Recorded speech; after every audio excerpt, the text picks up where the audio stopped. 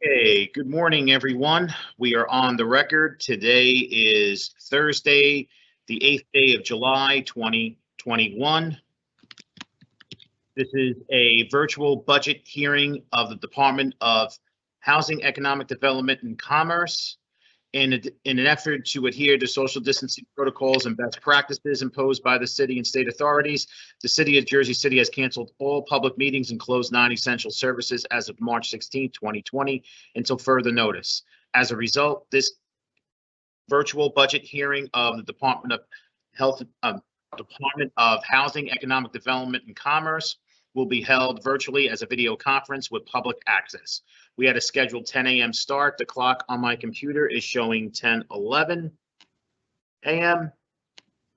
Present, council members present. We have Council Member Prince Airy present and Council Member Solomon present. I don't believe we have anybody else present. We do have our director here,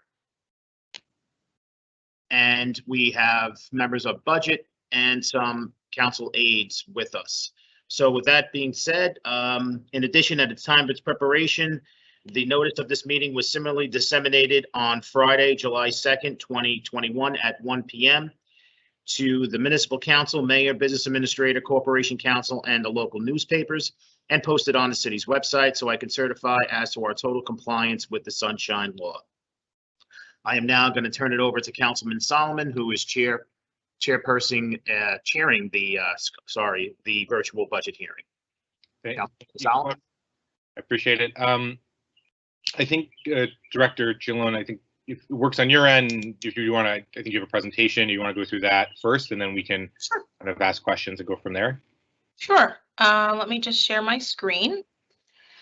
Thank you, council members. I'm joined today, just as a note, I'm here, and as well, I have Jim Madden with me here in my office. If any additional questions come up, he runs the fiscal for our department. Okay. So something is being shared. It would replace it. Okay, so let's do that. Okay, and let me. Can you see my screen? Yes. Okay, great. Okay, so I'm going to give a little bit of an overview. I can go into detail on more things if you guys have questions, but I can also go, rather quickly. You guys let me know, how much detail you want me to go into, but the full presentation, we sent around, so it's for your review and comment, if necessary.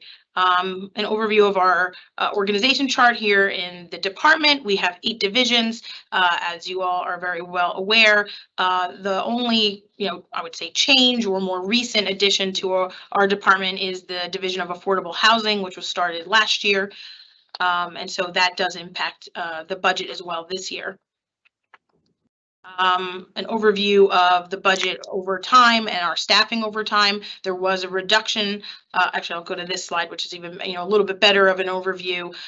It shows that there was reduction in staff, and that affected the budget in 2 of our divisions. That is housing preservation and commerce, which some of the inspectors in those divisions, all of the inspectors in commerce and most of them in housing preservation, moved over to the new quality of life division that was created as part of public safety. So you'll see decreases in both of those lines. Overall, the budget stayed pretty much flat. The largest increases were in this division of affordable housing that I just mentioned, due to the continued of staffing up of that division, as well as software needs. That division largely has been adding its staff, through late 2020 into 2021 up until now. But it is at this current moment, it does have all of the staff that is budgeted for. Okay, so we'll go through each one. So the director's office, this is our director's office and how it's structured.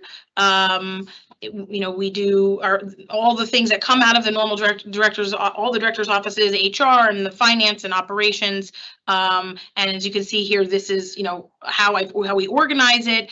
One thing to note, we do have a vacancy due to a recent retirement in our office. And I do have these 2 blue boxes on the screen, and this is something where I wasn't sure exactly how to address it. There have been conversations over the last few months about technology needs in the department. It's something, we'll talk about with the goals that relate to some of the stuff we're working on. And through discussions with, City Hall administration, they would like us to add some technology leads to lead these projects here in the department, and to build that out. And so I'll go through a little bit more of what that is in a second on this and the next slide. So, one of the largest projects we have going on here at the department is building out land management software, which I know you all have all heard of before. We refer to it as Tyler. That's just the company, Tyler Technologies, that's doing that. And it will be used to create a product that will streamline permitting and application and licensing here in HEDC, as well as across engineering and the MUA. And so that's really where that technology need comes from. They would also help us implement. The other major software that we do here in the department, over time, all the other pieces that we have would go away, and they'd be all part of this one Tyler package. But the ones that will continue would be the short-term rental monitoring software, which is a very, very specific niche software, as well as the software that the Affordable Housing Office is building, which will help track affordable housing units, do compliance for it, and it will allow residents to actually apply for affordable housing. So that's what those technology positions are. They are not in the current budget that is in front of you today, but I know they've been talked about with the administration as something they want to do. So I don't know. I would leave that question up to the finance staff if that will come through an amendment or in some other way. But since I know it was coming, I decided to include it.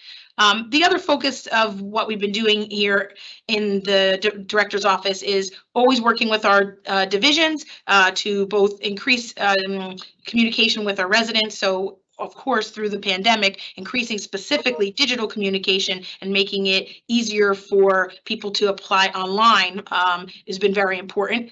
Clearly, the Tyler Technology software, when that comes online, will fully do that. But even in the meantime, we needed to adapt, and that is a lot of what happened in 2020 and continues to happen. We're always working with the offices on increasing that ability for the public, and just increasing professionalism and customer service and doing a better job at interacting with the public. This is an overview of the director's office budget. Are there any questions on the director's office before I move on? 1 second. Sorry. In terms of the land management software, just going back a second. So, do you know how much it costs the city to do, or how much MUA is paying for it?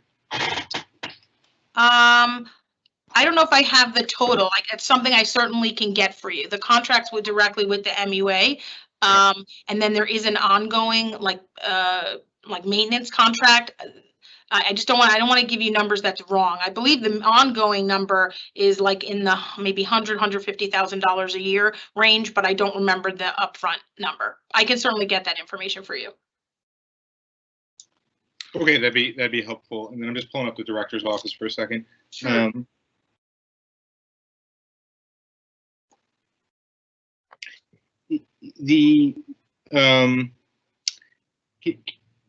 Right now, and you mentioned this in the intro, I know, Director, you were sort of implementing a sort of customer service model at HEDC. Can you just sort of specifically tell us in terms of staffing, how that's currently staffed, and then how you think it's sort of going in terms of the actual, work with residents? I mean, we didn't really increase staffing to do it. We tried to do it by working with the existing staff and trying to, I would say, reposition what staff does if there is turnover, for example. So we try to do a lot of it here in the department director's office. Certainly we work with the divisions, we try to increase their capabilities, but here in the director's office, we find ourselves doing a lot of that work directly with whoever, an applicant or resident, whoever has a problem. Usually it can come in, maybe it comes in through the mayor's office, it comes in through one of the council members, it comes in directly to me, and then I assign people here in the director's office. We're a small office, I can go back. to our slide, but one of us takes that up and works directly with the, whoever the complainant is, or the, the resident or the applicant, to try to help them get through as quickly as possible, whatever the concern is or the problem is. If it needs a meeting, we'll do a meeting. Most of the time it can be handled over the phone. I think it's going well. I think we could do better. I think certainly it's a thought I had. So when Clarissa Vasquez, she replaced a person who more answered the phone and dealt with more receptionist type duties. And that was really my intent there, was to do more of that type of interaction with when there's issues. But also, if you notice, so the green box, that is a replacement of someone that this person retired, and rather than replace the more administrative duties that they did, we've been able to just absorb those administrative duties between the existing staff. And I'm really going to use this new position. It's actually posted on the website right now. We're trying to hire for it. Actually, I don't know if it made it on the website yet. It's going through that process with HR, but I'm really going to use it for project management, and that we're doing more and more. I mean, it's still, I was going to say direct, development here in the city. But I guess it's still indirect, but we have to oversee consultants a lot.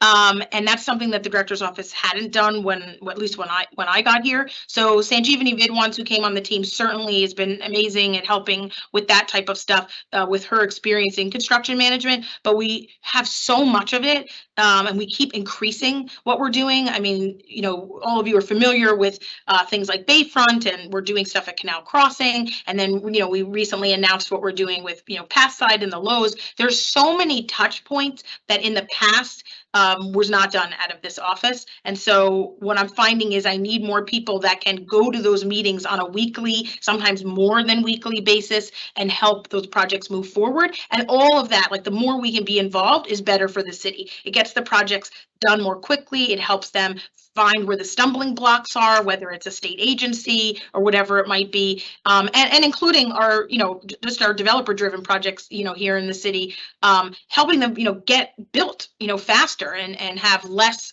delays is better for all of us, because the sooner they're built and the sooner they have a C of O, the sooner they're paying taxes. And so, that's really what we're trying to do here, and I think we're doing a good job at it. Okay, great. That gives me a sense of where you guys are at. Yeah. Okay. So I'll move on to the Division of Affordable Housing. I mean, the rest of the divisions are just done in alphabetical order.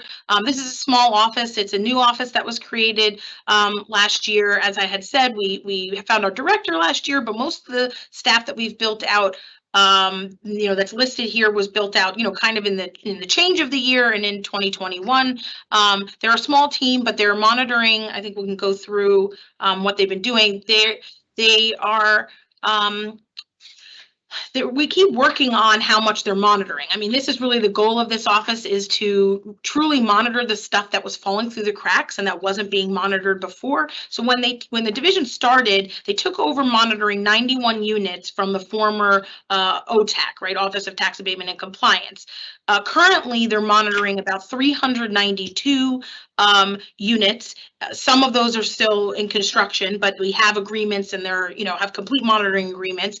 And that the kind of in process agreements right now take us up to 514. And so that's in 1 year they've been able to do that. The stuff that they're always working on agreements with all projects that have any sort of affordable housing requirement. Maybe, I'm talking about projects that are not built yet, but also we're working towards continuously trying to identify projects that are existing that have affordable housing in them that maybe do not have some form of monitoring agreement with the city. And so that's like a research project, and something that the team is always working on. I mean, in that sense, it's a larger team because it's a mixture of community development, city planning, and the affordable housing team. But I think already to go from 91 to 514 in a year, is a pretty big step. And I imagine those numbers, our idea is to continuously grow those numbers. And that doesn't include anything that's happening in Bayfront yet.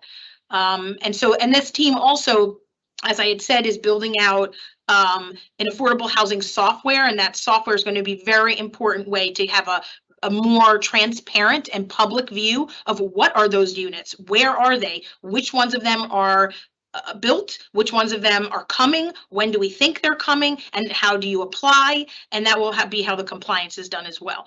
And then they'll do, they're tasked also with doing like a 5-year annual housing report, which they would come and present that to you all. And they're also doing community trainings. So I think the introduction of this office, the growth of this office, has been a really important step for the city. So you can see their budget here. Obviously there's growth because, it didn't exist before. It had smaller salary line. We've increased the salary line. And then the largest item really that got added was the contractual services line 314, which is that affordable housing software. Now that's only been procured recently. That project actually hasn't officially kicked off yet. It took a long time to get procured, and the company that's providing those services is able to start building it for us in September. But that's something that team is leading. Great. How, do you have a kind of estimated amount of time it's going to take to build the portal? That is a great question. Actually, let's see if Gigi told us. I mean, I was thinking it was going to take about a year, but I don't know if that's 100% accurate. I can find out from her. I think it's about a year build out. It's a complex software because it has to both use GIS, and have a location based aspect to it, public facing and an application plus the compliance side. But the people that won the RFP are very skilled in it, and they also can do compliance. So eventually there will be probably a compliance contract as well, because as we had talked about when we passed the IZO, the introduction of the UHAC requirements added a complexity to all of this that is, much more than what we were anticipating before and what we were staffed for. So we're trying to pick up as much of that as we can in the software, and what we can't, we would outsource. Right. Okay, that's helpful. In terms of you mentioned, I think there's some 500 or so units that the division is monitoring or will be monitoring soon. Yeah. How much does that include units that, are affordable? I mean, basically, like, how have we gone back through all the prior, 2 decades of development in Jersey City, and now kind of gotten a comprehensive look at all the, kind of privately run affordable housing units, and now the division is all monitoring them?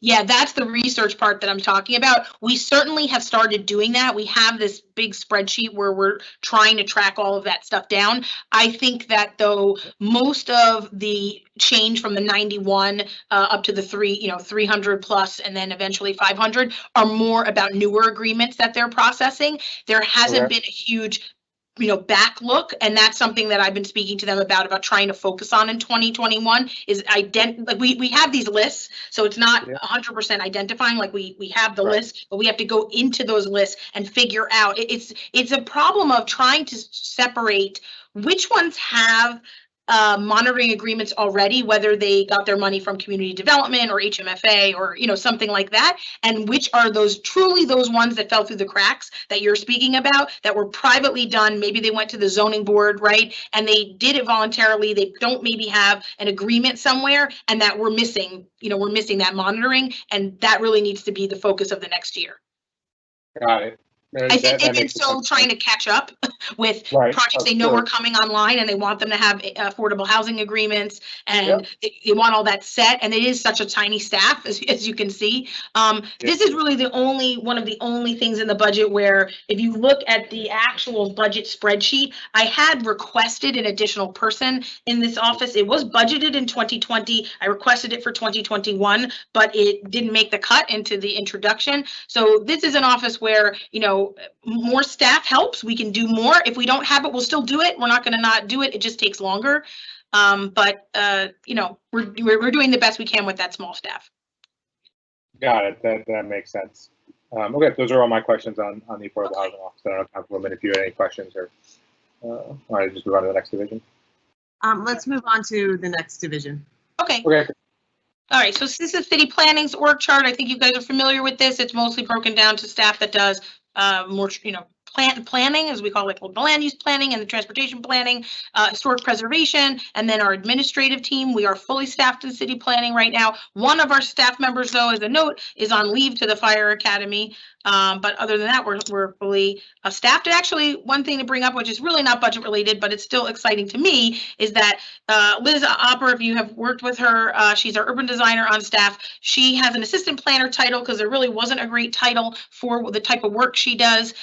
We have been working with civil service itself at the state level to create a line of civil service titles in the urban designer track. And that is something that is progressing and we're working with them on, and it looks like it's going well and it's actually going to happen. And so we would be the first municipality in the state to have an actual civil service titled urban designer. So to me, as an urban designer, as by trade, that's something I'm proud of and really excited that that's going to happen.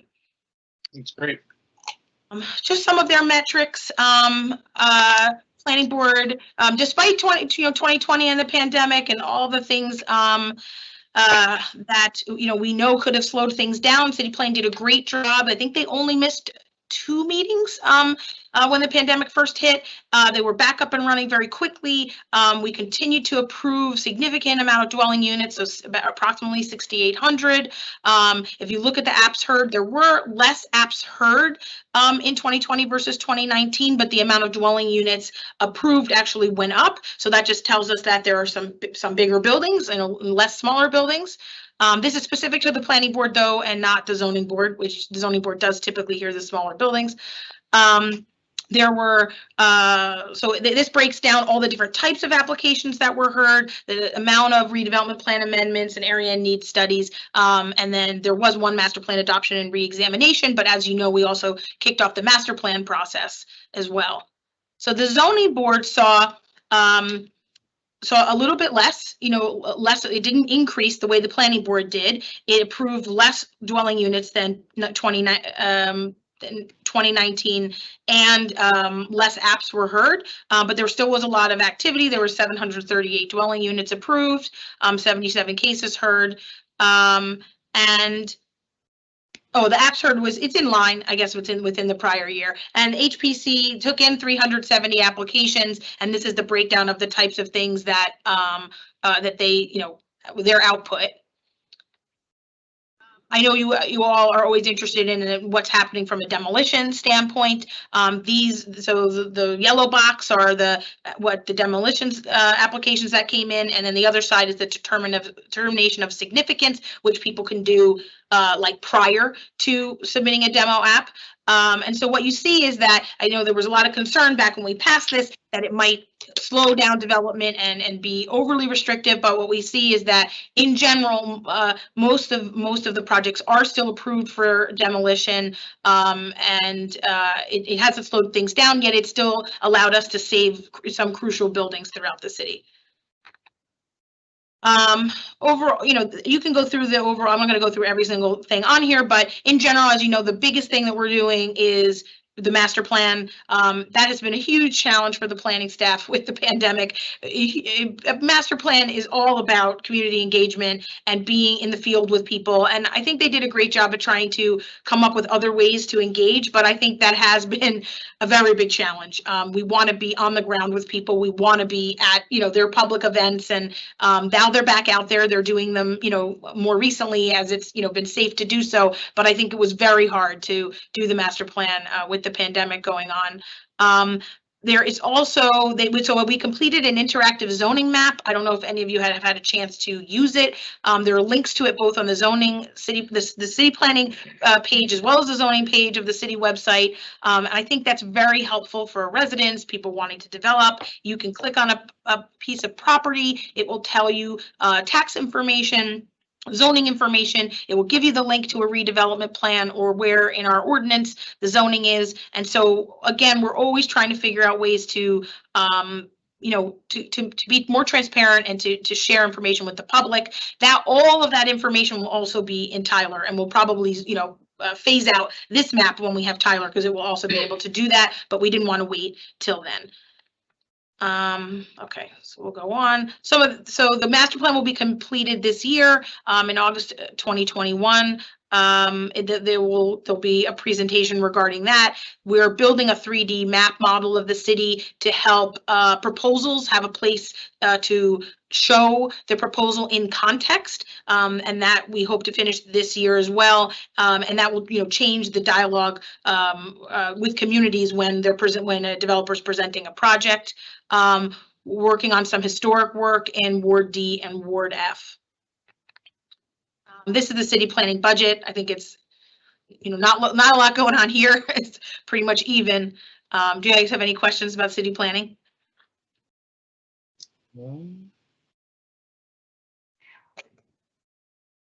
No? Okay.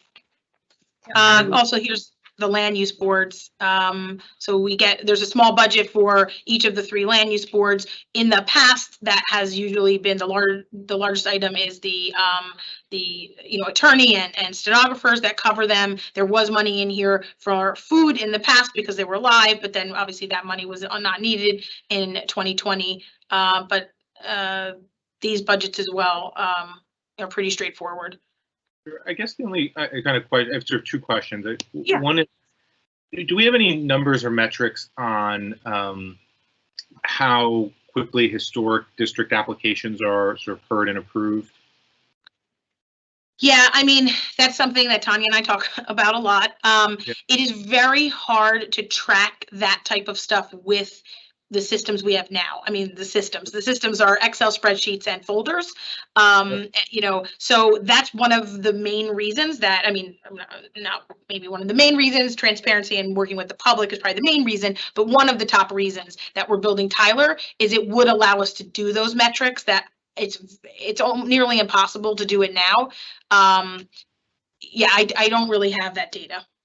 Sure, no, that's fine. And do you think on that specific point, or were we looking at hiring another historic preservation specialist? We still have, I think, Dan and Maggie. Are we looking at adding a 3rd? Well, so what happened was we had someone part-time, and actually in this budget presentation, she is still listed as part-time. Her name is Sarah Quinlan. Recently, we were able to bring her on full-time. So now we do have a 3rd person. Okay, great. And then you're looking to hire any more sort of planners? I know, we've talked about, the planning staff does a great job processing all the applications, and you're doing the long-term planning on a number of fronts, including the master plan. We're sort of looking at all bringing on another senior planner to either help on either side of that, either the long-term planning or the sort of short-term applications.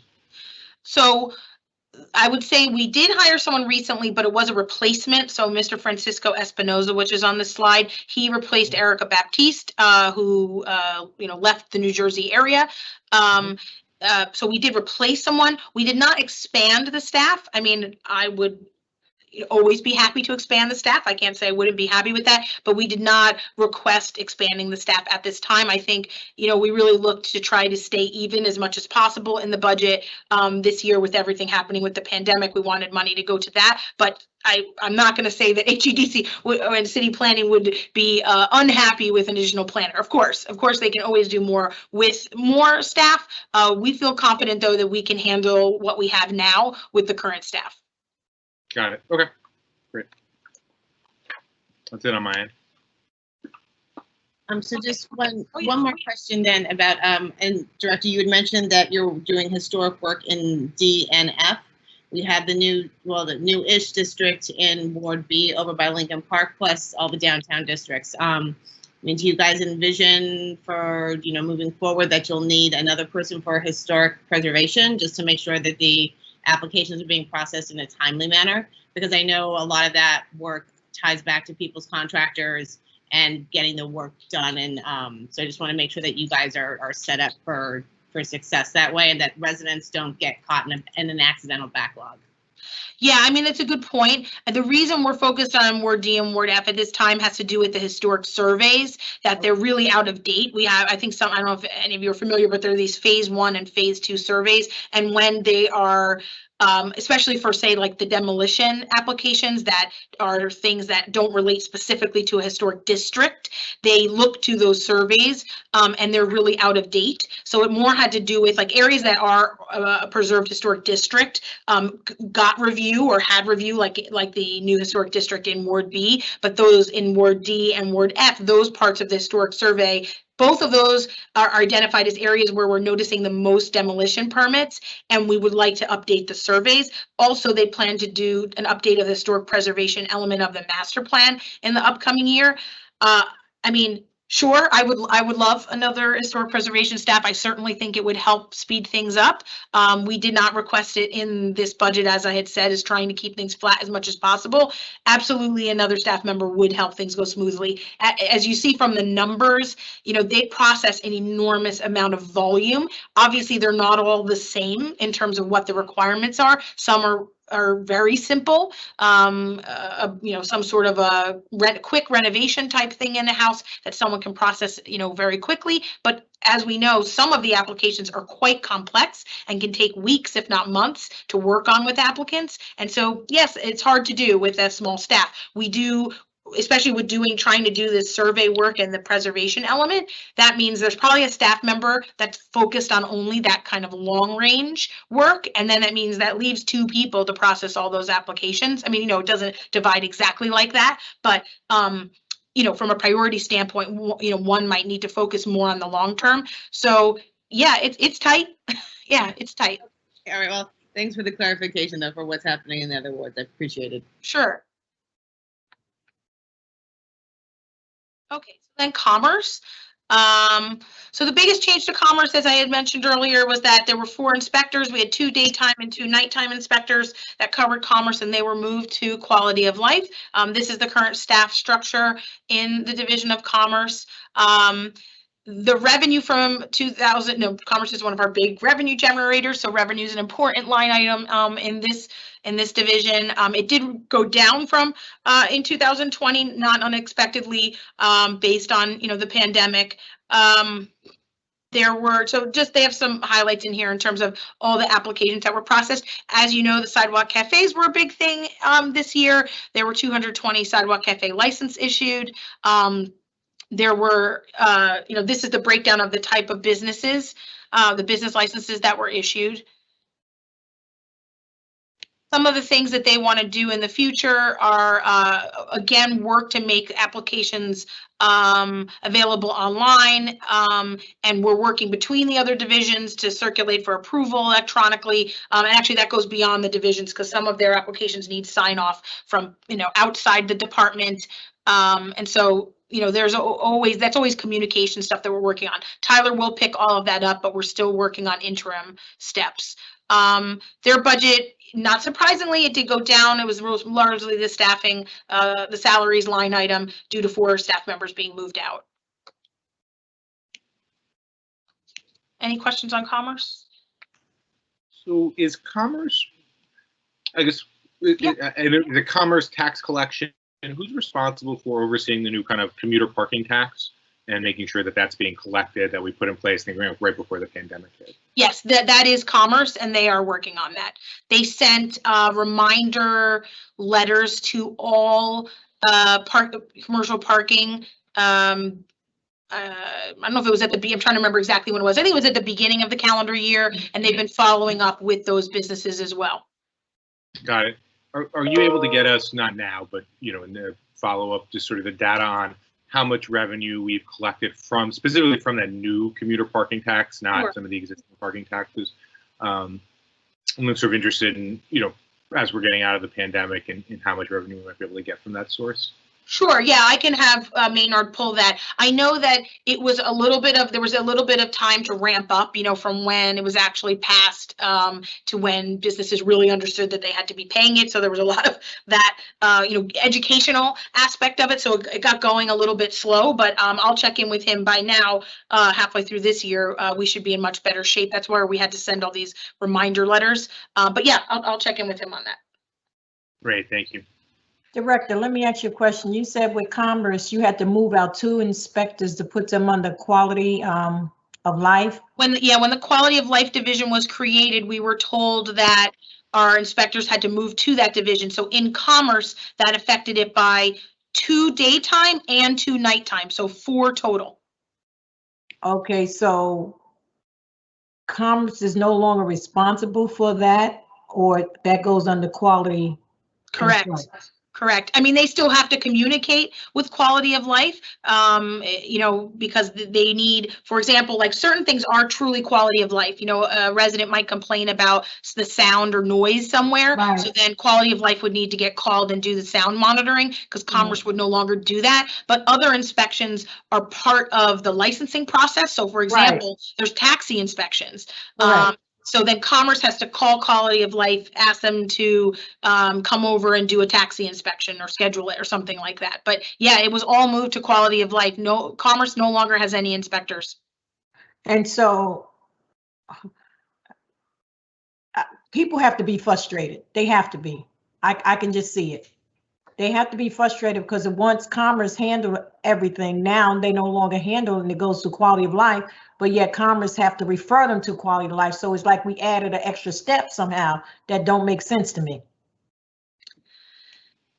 Yes, I was not part of those discussions on the creation of quality of life. So I don't know much about it. We were told after the fact that they would needed to be moved. Oh, I just don't think that's the best recall because Commerce need their inspectors. They just do. I understand quality of life, but we still need those inspectors in Commerce because of the licensing. That's so important that they have to be responsible for it. It makes no sense. Okay, thank you. Sure. Okay, I'll go forward here. Okay, community development. They were wonderful to put together this slide, but I know they do a separate meeting with you completely because their budget is not largely under the city budget. It's funded through you know, through the federal funds. But these are some of their accomplishments and work that they've been undertaking in 2020. It was a big year for them, obviously, with different federal funding you know, coming through. I'm not going to read everything on their slides, but I know that, you know, that the staff of community development does a separate meeting with you guys to go through all of the details of their office. From a city budget standpoint, it's really the mileage allowance for the one inspector that they fund and the professional services that really more have to do with the audit findings. And if there's any questions on this, I'd be happy to answer them, but I also believe that Carmen is also on this at this meeting. No? Okay. Yeah. I'll move on to our largest division, construction code. So their org chart is so large that I have to do it in 2 slides to try to minimize confusion. I tried to not have too much repeat, so like Ray winds up on both. We do have some vacancies, though. So this is more of the technical staff, our inspectors. So the subcode officials are, you know, written in the top line, and all of the inspectors that serve the subcode officials are below. We do have a vacancy in an electrical inspector. We do also have 2 elevator inspector vacancies. We have struggled extremely in trying to find elevator inspectors. We have done everything we could possibly do to find elevator inspectors, from providing a very high salary, advertising, sending letters to every licensed inspector in the entire state. You know, we've really struggled to find them. It's a statewide shortage that I'm sure Ray Meyer would be happy to discuss further. He's actually on the state committee regarding that. It's been something that a bit of a frustration for us, but we do have 2 inspectors and a subcode. We're you know, but that is some vacancies that we're trying to fill. We are looking for an assistant construction code official. We've also struggled to find someone for this position. This really came out of this idea of trying to, the way we wrote the ad is more about someone with a background in green building technologies. You know, as we're trying to do incentivize and do better with building greener buildings and smarter ways of building buildings, we felt it would be helpful to have a staff member that has that expertise. But we've struggled to find someone for that position as well. We also have a vacancy in who are on the admin side, who our office manager and supervisor is. It's been running well, actually. We've been using our 2 supervisors so on the left hand side of your screen are really our, you know, front desk staff and the supervisor for that, and then our, you know, on the right hand side, that's our back office supervisor and the staff that runs that. Both of those supervisors have been reporting directly into Ray, and that has been working well. someone that we brought on this year, which I'm really excited about, is on the right-hand side of your screen, Mr. Benjamin Cannell. He is actually someone with a background in library science. He actually worked at the New York City Public Library, and he is helping us with our records management. As you can imagine, construction code has extremely complex and high volume of records, and so he is dealing with backlogs that are at Linden Avenue, current systems that are in the office. Obviously, one day when it's all digital, that would be wonderful, but it's not, and the backlog certainly is not. So that has been a wonderful addition to the team. What we see is that from a permitting standpoint, 2020 was not bad. I mean, it went down from 2019, not surprisingly with the pandemic, but we're still processed more permits than 2018. The numbers are still very strong in Jersey City. And you can see those breakdowns here, how they break down between 1 and 2 family and multifamily. Majority of our permits are for multifamily. But what it also showed is that even with the challenges of the pandemic, and sometimes we need to close the office, but hardly ever, this team worked really hard, and they worked on site. This is not a team that, we got work from home capability. We really felt like that was really a decision by Ray that really couldn't be done with this team. We staggered workers. We, did what we needed to do to make it safe. But those inspectors and the admin staff kept working, and I think that shows through the volume in this office. So I was really proud of how hard they worked, and how they kept things going. And I don't believe that our offices, that the city ever, slowed down a project due to our inability to process the paperwork. So they did a really great job. Councilman Solomon, sorry, this is Councilman Navarro. Are we taking questions as we go along, or is it, I'm sorry, I just jumped in. No, we've been doing it division by division. So whenever the director is done with construction code, then we would jump into construction code questions. Yeah, and I'm open for construction code questions now. I just have the budget slide up. Alrighty, Councilman Navarro, go ahead. So I don't want to beat a dead horse, because and I don't want you to take this as any sort of criticism, because I know it's, as long as I've been a councilman, which is 10 years, that elevator inspector issue has been an issue. Yeah. And it's never been filled. What kind of backlog do we see on elevator inspections? And I say this again, I think everybody's kind of a little bit more alert with what happened with Miami and kind of inspections and so forth around that stuff. And I mean, are we going to see elevators plummeting here in Jersey City, or is it? I'm joking about that, but. Of course. What's that? I would have to defer mostly to Ray Meyer, the construction code official, but when I have asked those same questions myself, he says that the staff is able to cover the basics that they need to do, so that he feels confident that they're getting the inspections done that they need. But we certainly still could use more. I mean, we do have 2. When we were down to 1, I was really worried, but we do have 3. I mean, we have 3 total. We have a subcode and 2 inspectors.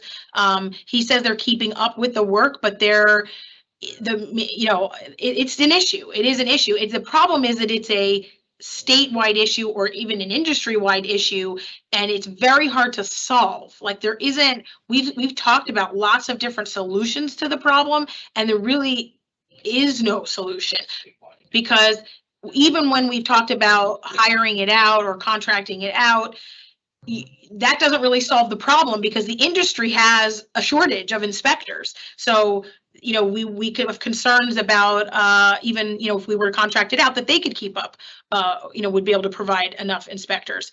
So it is something that I've worked on with Ray. I'm happy to have him to reach out to him. He's on vacation this week, so he's unavailable to join us today. But if you'd like me to talk to him specifically and get you more clear numbers or answers, I'm happy to do that.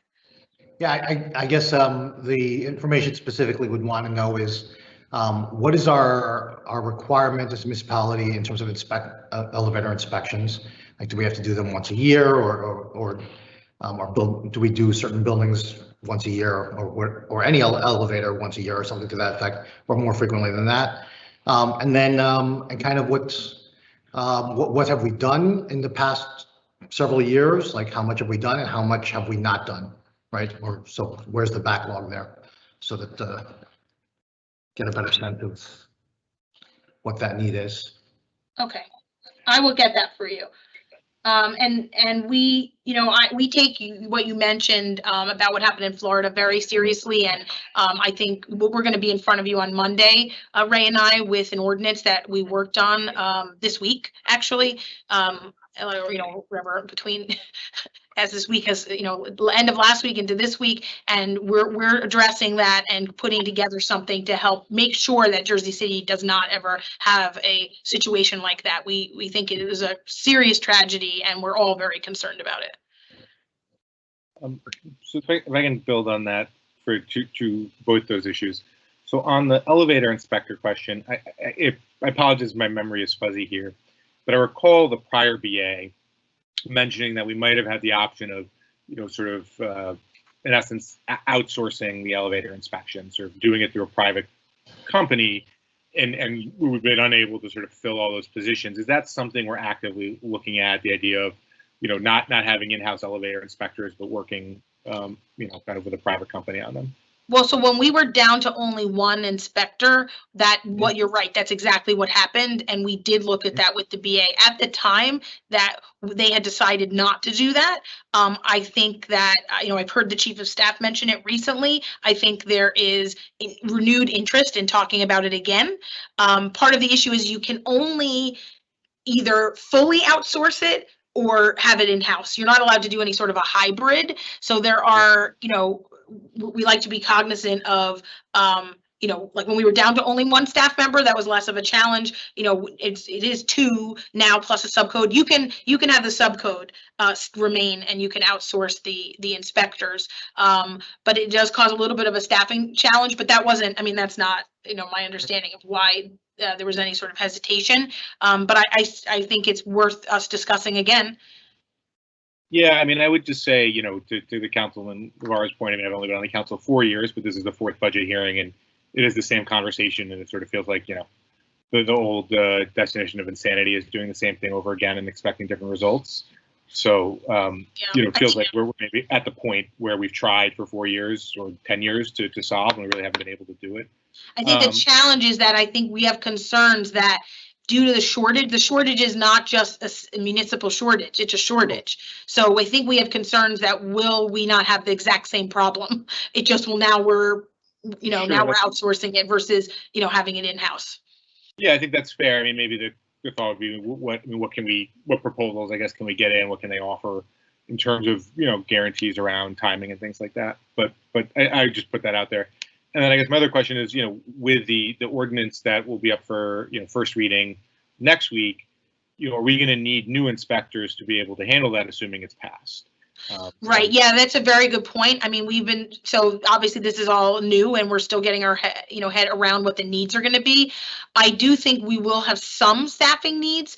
I don't know if I have a full handle on it yet, but I do hope to have better answers for when we talk next week. I think there will definitely be some staffing needs. I don't know if they're going to be inspection staffing needs because we are not going to do those inspections ourselves. It's going to be private inspections that the buildings are submitting to the city. So they would be responsible for the cost of them and hiring licensed architects or engineers to do them.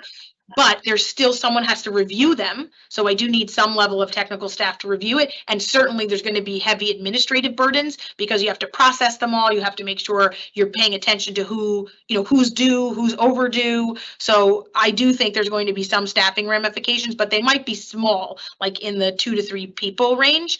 And I think that is up for discussion. Yep. Okay. It sort of makes, the budget and that ordinance are moving together. It does make sense. No, that's a really good point. What we need to how we need to change it to, assuming the ordinance does pass. Sure. Sure. Great. Yeah. All right. Great. Those are my construction code questions. Council President or Councilman Prinzary. I have another question. I'm good. Thanks, James. I'm good. Okay, great. Councilman LeVar, go ahead. To the director, so could you bring back that slide on the construction permits? Yes. So with regard to construction permits, how does that work? When your offices, when construction code issues a permit, is it good for a certain period of time, or is it do they have to get them renewed, or what's the duration on those permits? There is a certain period of time at which the office will close stuff out. And you'd have to file a new one if you haven't used it. I actually don't know the date on that. I could ask Ray. It is a few years. I mean, like if multiple years go by and a permit hasn't moved forward, like you haven't, if you've been calling for inspections over time, it'll stay open. But if it's been completely dead after a certain amount of time, they do kind of erase them. And if you want to move the project forward, if you go back to it at some point, you'd have to refile. But I don't know the exact timing on that. I can ask him. Yeah, if we could find that out, what the duration of a permit Sure. is, if it varies or not. And then I guess my question as a follow-up to that is, when do you keep records of permits that have expired, and are you following up on expired permits to ensure that those projects are completed, or if they're still working on them, are they renewing their permits and so forth, and or being fined if they're doing work outside of their permitted period of their construction permit? Okay, I made some notes. I will talk to Ray and get you an answer on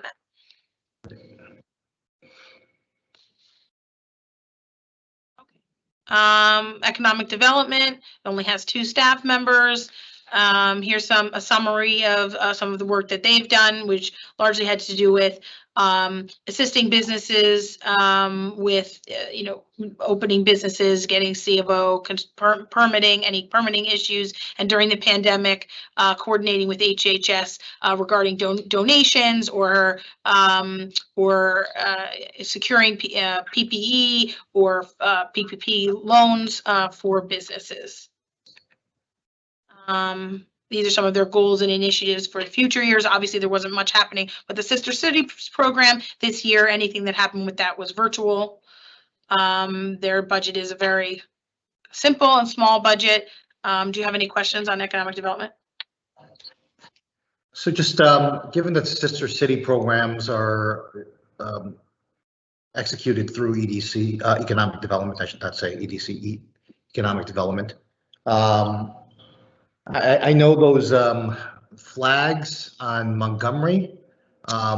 Yes. Each of those flags represent like a sister city, past sister city arrangement. And I think I recently walked by and like almost all those flags were down. And I don't know what maybe there might have been 1 or 2 flags still up there. Some of them were previously tattered and like probably needed to be replaced.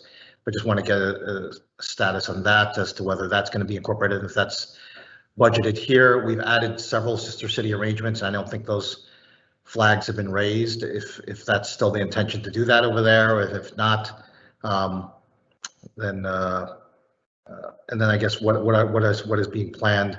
I know that this August for General Santos City with the Philippines, that there's a sister city celebration on August 21st, I think it is. And what kind of resources economic development is dedicating to that activity, whatever that might be. I can certainly follow up with Jose and find out. I'm sure he's very involved with the Sister City program. I'm sure he had something planned for the one in August, as you're mentioning. The flags, I know they go through DPW to get those replaced. So I will find out from Jose. I don't know if he's put in a request to have them replaced, but I agree with you. I noticed as well that they looked a little tattered. So. Yeah, I mean, I'll have to follow up, but I think you're right. I mean, I think we need to replace the flags and make sure that they're looking in better condition. Let me ask you something. With the sister cities during COVID,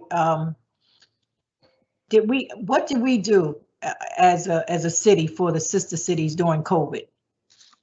I believe that Jose did. There were still some meetings or events, but they were virtual. So he just participated virtually. It was not the same as our, typical stuff that we can do. So it was much more minor. Oh, okay. So we really probably didn't do much for the sister cities during COVID.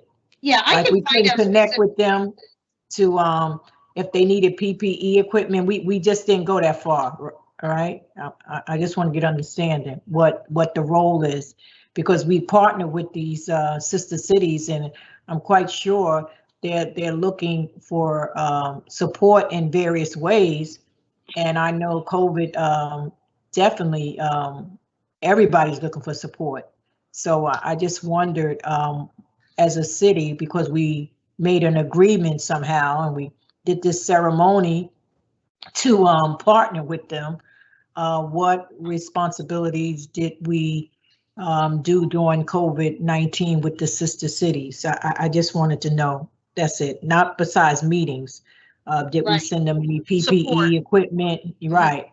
What did we I'll do? find out Because from Jose. please.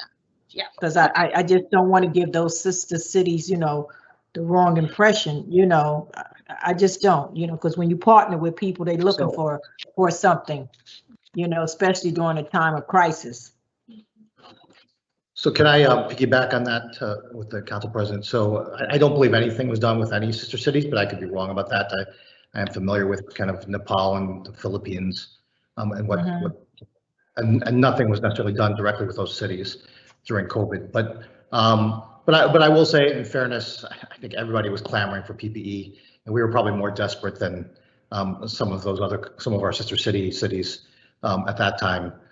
During that whole period, I mean, everybody was struggling with that and trying to find masks and other things like that. So that being said, and I think it's a great thing that the council president brought up, is that now that we've turned the tables here with the vaccines, we are in a much better position to be able to help a lot of these sister cities with their vaccination efforts, right? So I think that's a great idea. We should be reaching out to all of them to see if they're in need of vaccine supports, assistance in some way, and then getting vaccines to them. And I say that knowing that I know that the Philippines and Nepal, obviously Nepal and India, have had their issue, have had the variants kind of really ravage their countries at this point, and I know the Philippines has also had its own share, and I don't know what the other countries that we've had agreements with as well, but I'm sure that they have their challenges as well. Okay, I will relay that. I'll talk to Jose and yeah, let's see what we can do. That's a great idea. Great. Any more questions on economic development? It doesn't look like it. All right, housing preservation. Preservation. So this is the org chart of housing preservation, as we spoke about earlier in relationship to commerce. So housing preservation also had a change in staff related to the creation of the division of quality of life. So in the past, as you know, they were structures like two separate sides. One was landlord tenant, primarily dealing with rent control, and the other side was housing code enforcement, which was enforcing our housing code. The majority of the inspectors that were in this division were moved to the division of quality of life. So that aspect of enforcing the housing code itself moved to that division. So they actually didn't just take inspectors, they took the we sent the support staff, the administrative staff that specifically supported those inspectors in that work. So now the staff is focused on, still handles all the landlord tenant issues. It also does the short-term rentals. It does the rental registries, vacant property registrations, and does have inspectors on staff for the things that relate to the applications and registrations that they kept. So there were some increases in the type of amount of applications that they took in. There was some revenue increase. Largely, any increases in this division mostly have to do with they're working on trying to constantly increase the amount of registrations and amount of touches that we have with all of these type of properties. In the past, we had very little registrations, the foreclosure registrations, the units that we're talking about, the rental properties. Obviously, the short-term rental ordinance was newer, so all of those numbers were extremely low, or if not non-existent. And so over time, they continue to try to do outreach outreach and get these properties registered. So it's not necessarily like an increase of the properties to get registered. It's an increase of people actually following through and registering the properties. And so they've given some of the metrics and the numbers on this slide, but that's really what that staff over there is focused on, that as well as the standard work that landlord tenant had done in the past. Dinah provided us a overview here of the work that Housing Code Enforcement had done, prior to them merging into quality of life, vacant buildings and lots that were inspected, registered, the summonses issued, all the different inspections that were done, as well as all of this work done by landlord tenant related to vacancy capital improvements, or looking at what the rent leveling board hears regarding rent petitions, individual renters petitions to that board. And these are some of the things that they're working on, in this upcoming year. Definitely, we are working with them very closely in implementing Tyler and trying to get all of this stuff, in a more comprehensive, way. They also have a separate software for the short-term rentals, and we're working with Host Compliance is the company that offers that. We're working with them to identify all the short-term rentals, get people registered, make sure there's not ones that are operating that are not registered or that don't meet the criteria that was set within the ordinance. And so, that's in general the work that's happening with that office. As you can see, the budget decreased pretty dramatically, and as I explained, why it was due to the staff going to quality of life. Director, on housing preservation, where are we in terms of identifying properties that fall under our city's rent control ordinance, but either have never registered or last registered, 10, 20 years ago? I believe they're making their way through all of that. They continue to, look through our records and try to reach out to those buildings. I do think, that type of work is a challenge. In general, any sort of work that's outside of the regular day-to-day scope, takes time and effort. So I believe they're doing that. It's just a slow process. Are you able to just request a sort of formal update from Director Hendon with numbers? Because, from my perspective here with the budget is, if the existing staff is handling the day-to-day and we don't have the staff to engage in that type of more proactive process, I would certainly be interested in adding to the budget here to do that. If those could be potentially up to thousands of units of housing that, fall under our city's rent control ordinance, but we don't know it, so we're not able to prevent, tenants from being displaced if a landlord illegally increases their rent, because no one is aware that the building is in covered under the rent control ordinance. So I'd certainly be interested in both seeing the numbers, and if we're not making progress with the current staff, or if progress is slow, of looking at adding a staff member or two here. Okay, yeah, I will absolutely follow up with her. I'll get more information on that, and I'll get back to you. Okay, great. And then I guess the other question is, from my perspective, from the short-term rentals, I know obviously COVID, kind of threw that whole market into disarray, but do we have a sense of how many illegally operating Airbnb or short-term rentals there are at this point? We have 150 or so that are registered, but do we know how many are still operating but have not registered? Obviously, we got through the phase-out period, January 1st, 2021. Yeah, I don't know if I know the number of how many are still operating, but I know that we had, I think it was, if I remember her numbers, that there was over 300. There were 300 plus that were registered, that they had identified prior to the new ordinance. And then there was a time period we only had about 50 registered, and now we're up to 150. And so they've been working through those. But what I don't know is, in that delta, how many of those were no longer eligible, and so they disappeared and are not coming back, and how many are just operating illegally. Host Compliance, it does identify for us ones who are on websites. If they're on the major player web, on the websites that they can find, then they have been identified, and the staff is working with them to get registered or to shut down.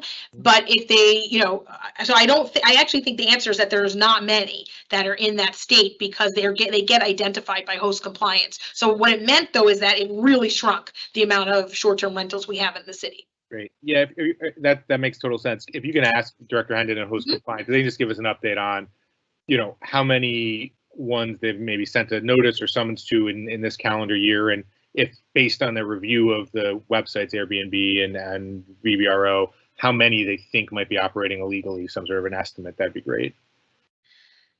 Yes, I will do that. And just so you guys know as well, a lot of times there are,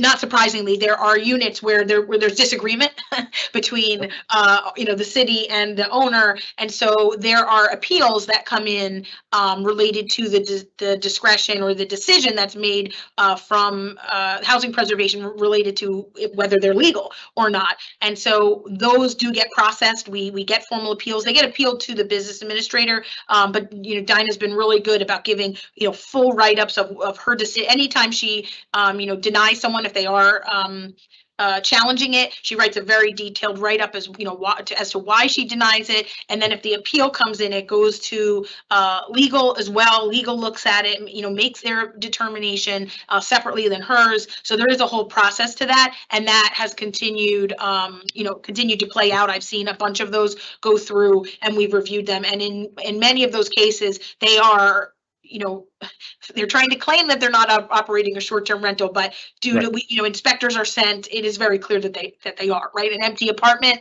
with only perfectly folded towels on the beds. It's hard to claim that they're not operating one. So there is a process for that. Great, that makes sense. Sorry, those are my questions on housing preservation. Other colleagues? If I could ask, Yeah. I just want to, first of all, I just want to echo what Councilman Solomon said with regards to the rent registrations, particularly rent control units, and getting a handle on that. I do recall talking about this in 2019 budget hearings, and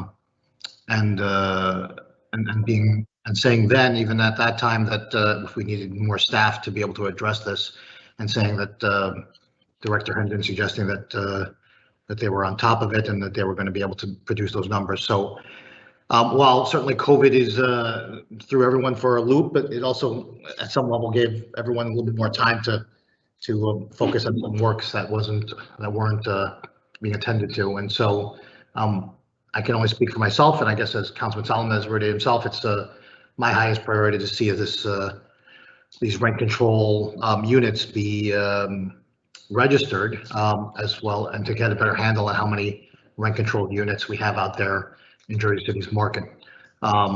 So if there are additional resources that are needed, whether they be staffing or they should be short-term resources, seasonal employees or part-time employees or whatever the case might be, or even hiring some consultants to handle this, to get it done as soon as possible, and to prioritize it urgently. That's my first statement. The second one is with regard to the revenues. Can you provide us a breakdown of how that revenue tabulation, how you came to that total? And then I guess I'll ask for Kyle and his office. Could we get similar numbers for every department as to how much revenue is attributable to that department, and any sort of fees or other fines or other things like that may be coming out of their offices? Do you want something more broken down than this slide, Rolando? Oh, is that the whole 953,000? I believe so. I mean, if it doesn't add up, I'll check, but I think it should. No, if that's what it is, then that's great. I didn't put those two numbers together. That's fine. Yeah, that adds up. So I think that's how it breaks down in her office. Could I get that as a 3-year metric, 3-year number? Yeah, absolutely. Yep. And same thing, having Kyle. a revenue hearing as well. So What's that? we're going to be scheduling a hearing for revenue items as well, I believe for next week. Yeah, So- but could we get this broken down by departments as well, similar to what they're doing here, which is great to see this number. Yeah, whatever detail we can provide, we'll make sure to do that during the hearing next week.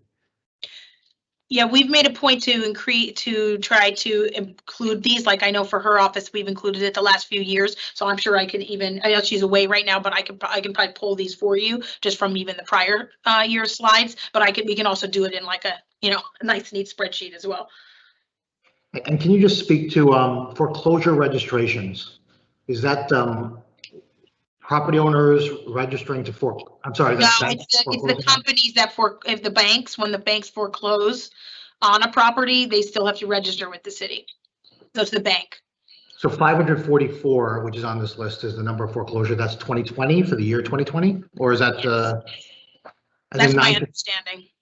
And 969 is for the year 2021 to date. Or am I misreading that?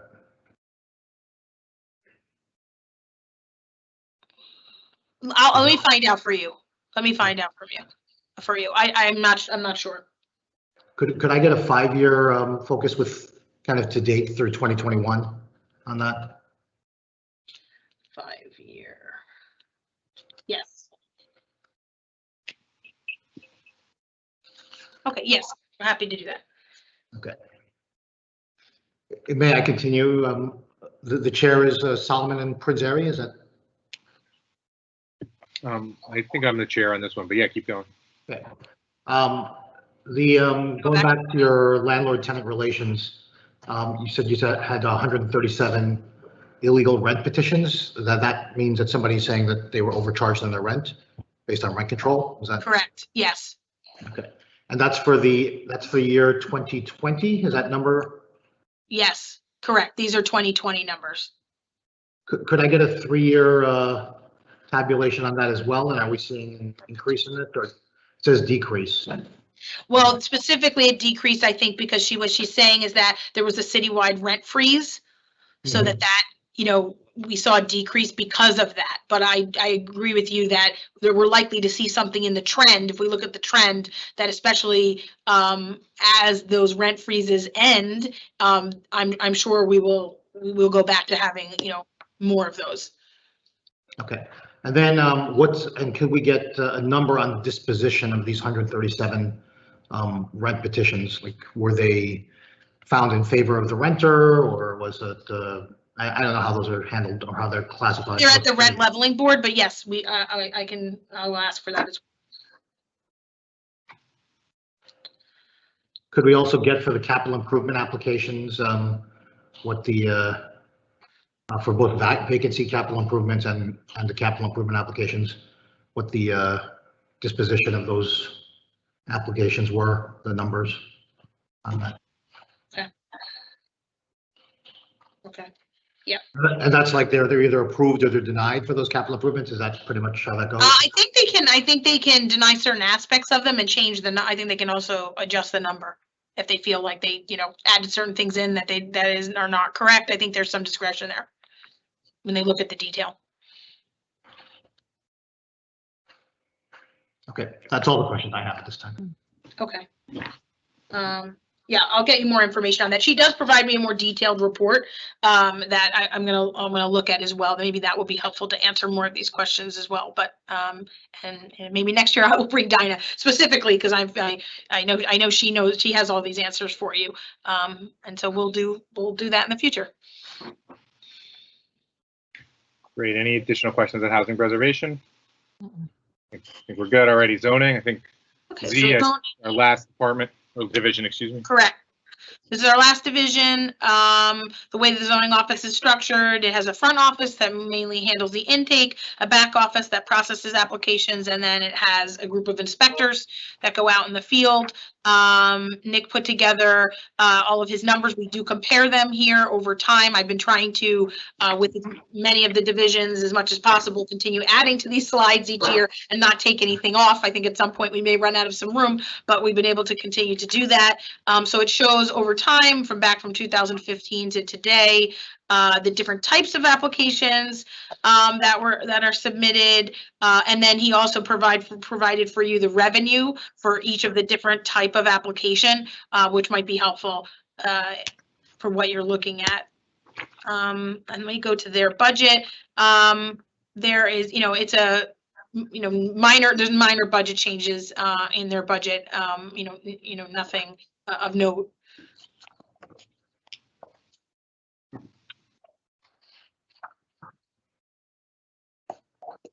Have any specific questions about zoning?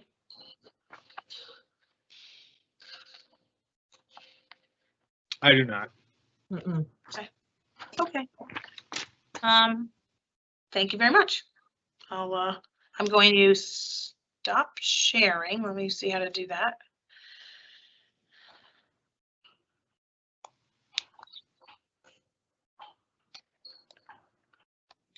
Okay. Okay.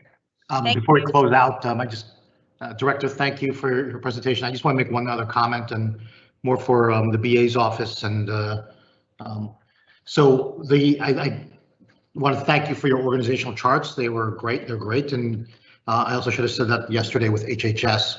So to the BA's office, I think those are like model kind of organizational charts to for everybody to kind of mimic or and utilize. The public safety department was and was far off from where these other folks' organizational charts are, and I think ask that they bring those up to par with these other departments in that regard. And then lastly, just Director Giolona, that I'm sorry I missed your early part. Had a conflict in my meeting schedule. I'll probably be reaching out to you on the early part. I'll just watch kind of the video on this. Yeah, or if there's anything in the numbers that you want just clarification on, we do, I try to keep it light, simple in the presentation, but if there's anything more you need, we're happy to provide those numbers. Great, thank you. Already, colleagues, any final questions for Director? No, I don't have no questions for her, but I just want to piggyback on what Rolando said concerning public safety organizational chart. BA, maybe you can ask them to present us, just send us their organizational chart.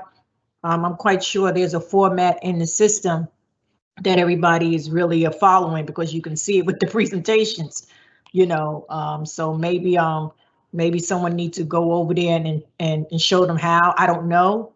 But we do need to see their organizational chart with all their employees so we can get so we can be clear on their budget and how it's structured based on their employees.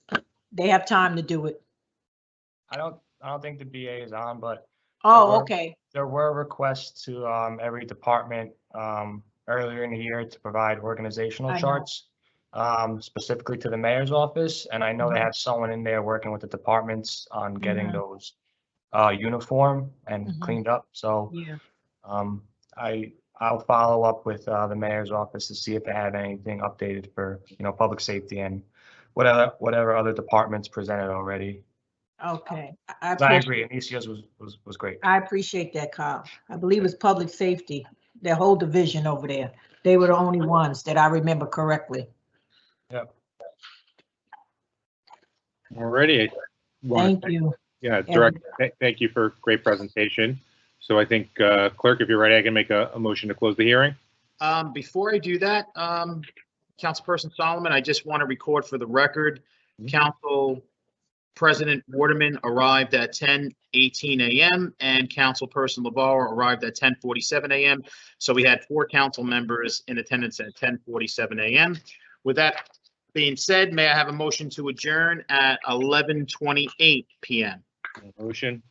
Motion made by Councilperson Solomon. May I have a second? Second. Second by Council President Waterman. All in favor of the motion to adjourn at 11:28 a.m. by acclamation, all council members present, please say aye. Aye. We are out of here at 11:28 a.m. We will be leaving the meeting up because we will be going into our next budget hearing soon. So you'll have the screen letting us know when the next budget hearing is going to be. Thank you very much for everyone who participated. Thank you, Director. Thank you, Council President and council members and everybody behind the scenes. Teamwork makes the dream work. And I'll see you in a little bit. Take care. Thanks, everyone.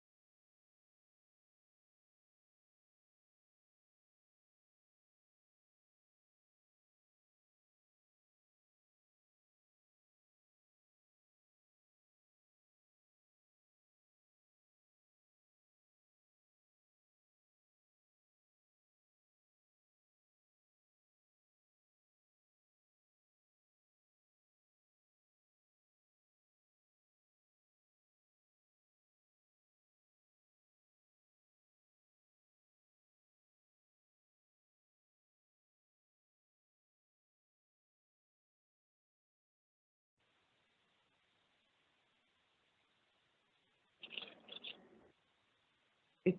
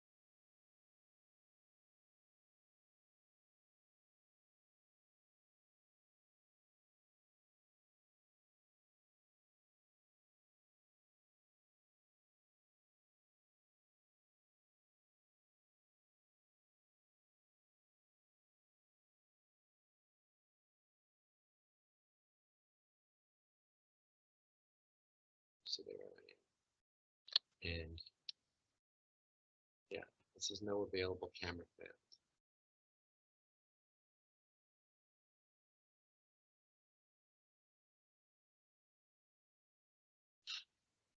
Not while I was here. I don't know if that, I was gone, for a good part of the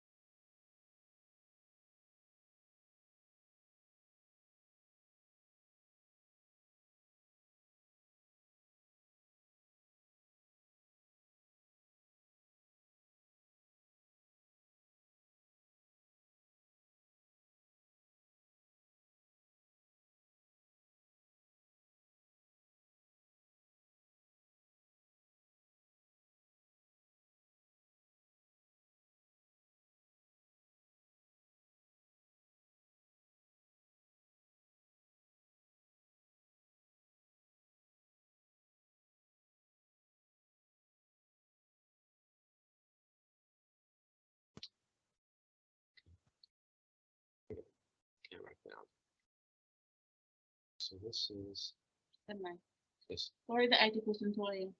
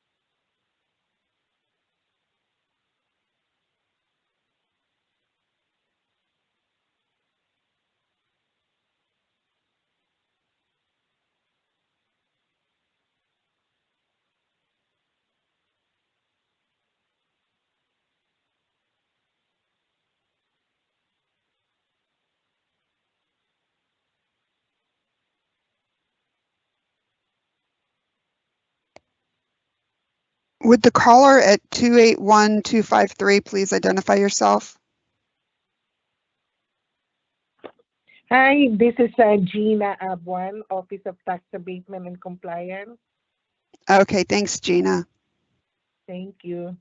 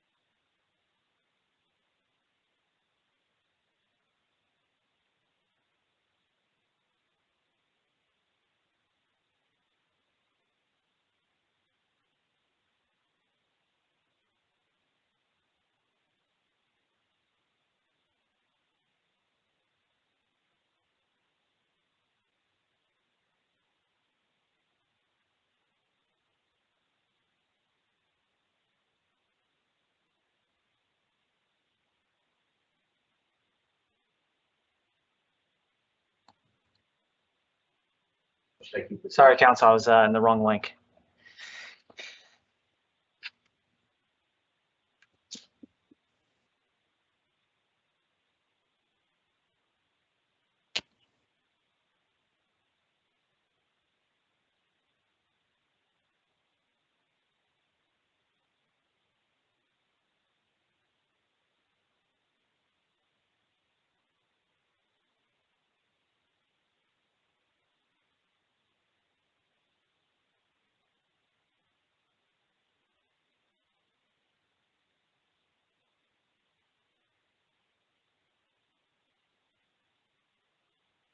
Hello all.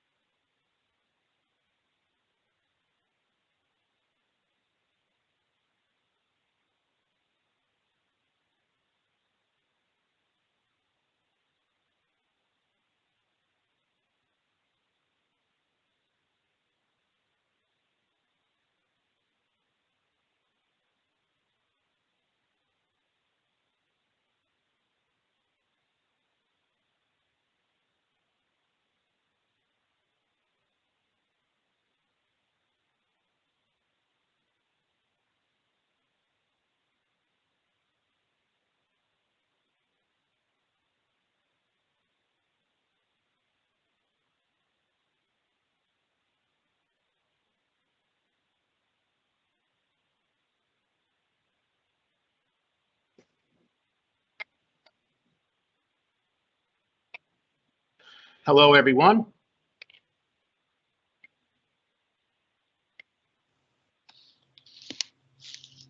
Council President, are we ready to roll? She's running a little bit behind, so you could go ahead and start. All righty. Okay.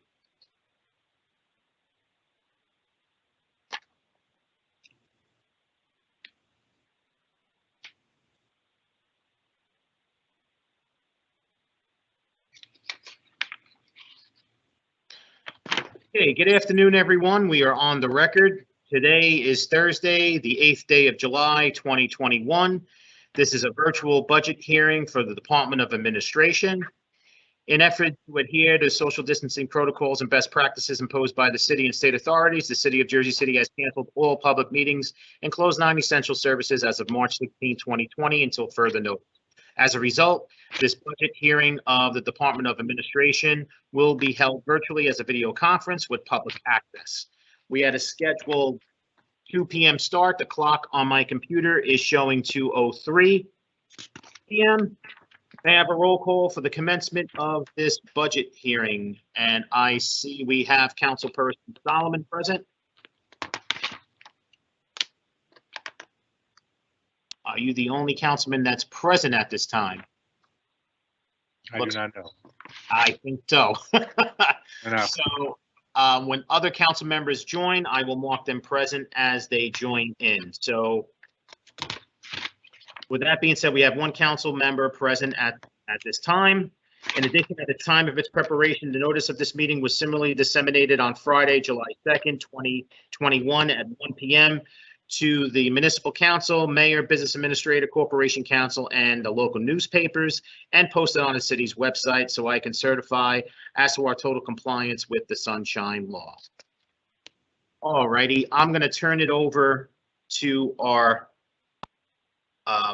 Councilman Solomon, who is chairing this virtual meeting. We do have the Director of Administration, our Business Administrator, John Metro. John, if you would be kind enough just to introduce your staff who is on the line, that would save me a lot of speaking. Sure, Sean. Just to make sure we had a full team here to make sure that all the questions can be answered or any operational requests that can be fielded. I do have a cutoff list, but on my screen here, but it looks like we have our Assistant Business Administrator Barker Patel, our IT Director Bernadette, Brian Weller, our Chief Architect. What else do we have here? We have Eric Fleming, who's overseeing some of our operations in I-Team, Jen Drago and Wendy Rizzoli from the Municipal Court, Jack Scora representing our Internal Audit Division, Soraya, of course, Diversity and Inclusion, Kate Lawrence from our Office of Sustainability, and Kyle's here from Finance. And I'm cut off, my list is cut off, so I apologize if anybody else is on, if they want to just yell out. Paul Russo from engineering is here as well. So your face, but not the name, sorry. No worries. And if anybody else, Gina Abuan joining via audio. Oh, thank you, Gina. Yeah, I wasn't sure if Gina was available because she's away for this time, but thank you for joining, Gina. thanks so Yeah, much, thank John, you. for announcing all your staff. Also present, we have Councilperson Ridley and Councilperson Prinzary. So we do have 3 council members now present.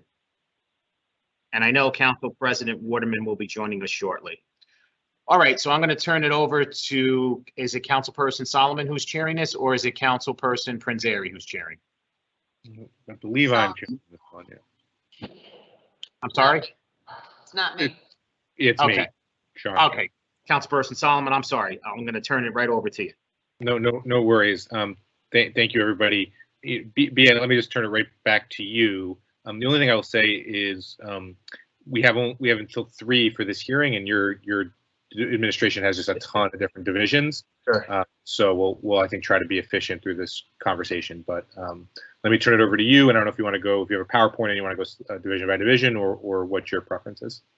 Yeah, Councilman, I thought it would be best to maybe give an overview of the administration, some of our goals and accomplishments, and then we can kind of break out into each division. And as I mentioned, we have all of our representatives here if there are particular questions. Great. Let's go from there. Thank you, BA. Sure. Thank you, Councilman.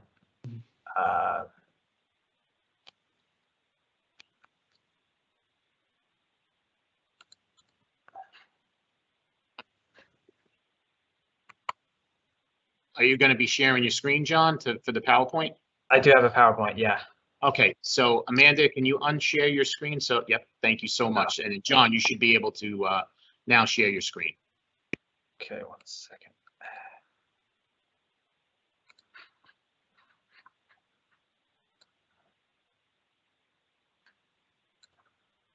Okay, just making sure everybody sees screen 2 here, Department of Administration. Great. Thank you, council members for attending. And thank you, our division directors, for being able to assist with any particular questions about operations or, some of the great work that we've been doing. I thought it was important to just kind of give an overview, and then of course we could dive into operational questions or budgetary requests. So as everybody knows, Department Administration, the role and responsibility is the day-to-day operations of the city. That includes and not limited to architecture, engineering, traffic, IT, communications, and our newly established internal audit division. Just to name a few, of course, we have some more compliance sections, including, Soraya's division and Gina's. We all know what the BA is responsible for. Just a quick overview of the budget, up from 2020, as we've seen with most, as we cut most of the budgets through the last year, with operations being down. You'll see a significant decrease in employee headcount over 3 years, and that's primarily due to some of the reorganization that was done at the end of 2019, including the establishment of the Department of Finance. Quick look at our organizational table of organization. Acting business administrator, we have 9 full-time employees in our office, and then we have several divisions: architecture, engineering, real estate, purchasing, communications, public defender, internal audit, IT, municipal court, and utility management. Just to go through our offices, we also have diversity, inclusion, sustainability, innovation, and tax abatement and compliance. You'll see a few different color codes here. The green indicate the office bureaus. the blue indicate the divisions. And then with our some of our reorganization from last year to this year, purchasing is in red, as we have had our ordinance transferring them to transferring purchasing to finance for some continuous oversight and fiscal programming. And then our function of real estate is now 0 employees. We had 1 full-time member that was still present and retired during COVID last year. And we're going to reassign that function to an individual in the city. But I think the division itself is kind of not what it used to be. It's more of a function of a manager. So we could talk more about that as we go through. And just a little overview on what each division does. Of course, IT keeps us up and running. Bernadette does a great job with all of our day-to-day needs, and really stood out with the way we transitioned to our digital platforms throughout COVID, almost seamlessly without any interruption. So I thank her for that. As I mentioned, real estate was 1 employee that's no longer with us, but they manage our city properties, sale and unused properties, make sure that they're off the tax rolls, and kind of oversees some of the third-party contracts we have, including the annex and a few other rental payments that we have. Public Defender's Office, as we know, does the work for some of our more needy population. Communications, the day-to-day operations of the city's social media, updates and maintains the websites. JCTV operations, architecture, as we've all worked with on a day-to-day basis, making sure our parks are up to date, and all the various citywide programming and infrastructure needs. Engineering and traffic, oversight of the construction projects, Vision Zero, of course, some of our applications that we get from the state and federal authorities, and the citywide street resurfacing and intersections. Paul's done a great job, and of course, this is not an exhaustive list, but this is some of the overall aspects of it, and we can go into some more of that as we go through. Utility management, for some of the council members that may or may not be aware of the history of this. We do have 3 existing employees that were former water department officials for the city of Jersey City. And then when the city merged into management with Suez, in order to not affect those individuals in a negative way from their pension perspective, they remained city employees that are sourced to Suez, and all of their salary and contributions are 100% reimbursed by Suez.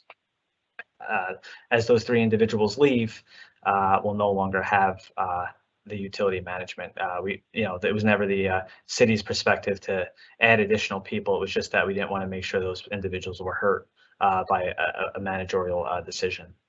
Tax abatement and compliance. This is, of course, Gina Abwan's piece, in which she oversees all the tax abated construction performance related to PICA, and of course deals with the Equality Index and the mayor's task force. Diversity and inclusion, Soraya and her team, constantly looking to help work with purchasing and finance to make sure we are doing our due diligence and being proactive in finding, MWBE and local vendors for all of our projects. And that also includes doing business with Jersey City, outreach, and really educating small business and minority businesses on how to get involved, and just really good work and helping them better understand what business practices work. And of course, her interaction and their teams and her team's interaction with the diversity study.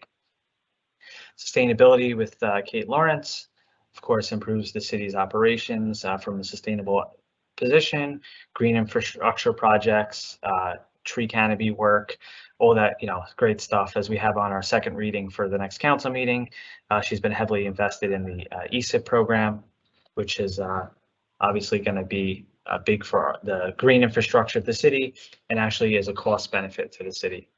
Operational discussion around innovation. Obviously, this has kind of evolved over the years, but they're still heavily involved in development of small business initiatives, and doing year of projects and creating small business incubation systems. Our internal audit division, kind of newly up and running a little over a year now, has been going over auditing the city's pilot agreements, payroll taxes, and conducting performance audits throughout the city for anything from how we can better improve employee relations to making sure that payroll is performing the right formulas and compensation, to taking a look at our health benefit program and making sure that there's not individuals that shouldn't be obtaining benefits or that have left the organization and are not still around. So, they're really doing a good job in trying to tighten up some of the operations throughout the city. And of course, we do have purchasing as well, which we'll kind of get more into when we have our finance meeting in the next hour or so. But here are some of the key initiatives that were continuous and ongoing, and again, not exhaustive. Continuation of Vision Zero plan. Barca and Paul have really, stepped up and made sure that we're on, leading this from a national perspective, implementing new technologies. As we all know, VIA has been a great success in the city, and we have Barca on as well, if she'd like to comment on that more as we go along, or if there's any questions. Identifying new revenue opportunities and additional cost savings levers. This is a continuous thing that we continue to look at, not only just identifying new revenues, but new revenues that wouldn't necessarily be an additional tax to local residents. So we're continuously looking at, working on something right now to see if we can get a local tax on car rentals that would be affected by mostly tourists or businesses. So we're always looking at new opportunities, but not only new opportunities that help, but also that are not an additional burden on local representatives. Of course, as I just mentioned, the accountability and performance management of employees, and expanding sustainability projects throughout all of our city operations.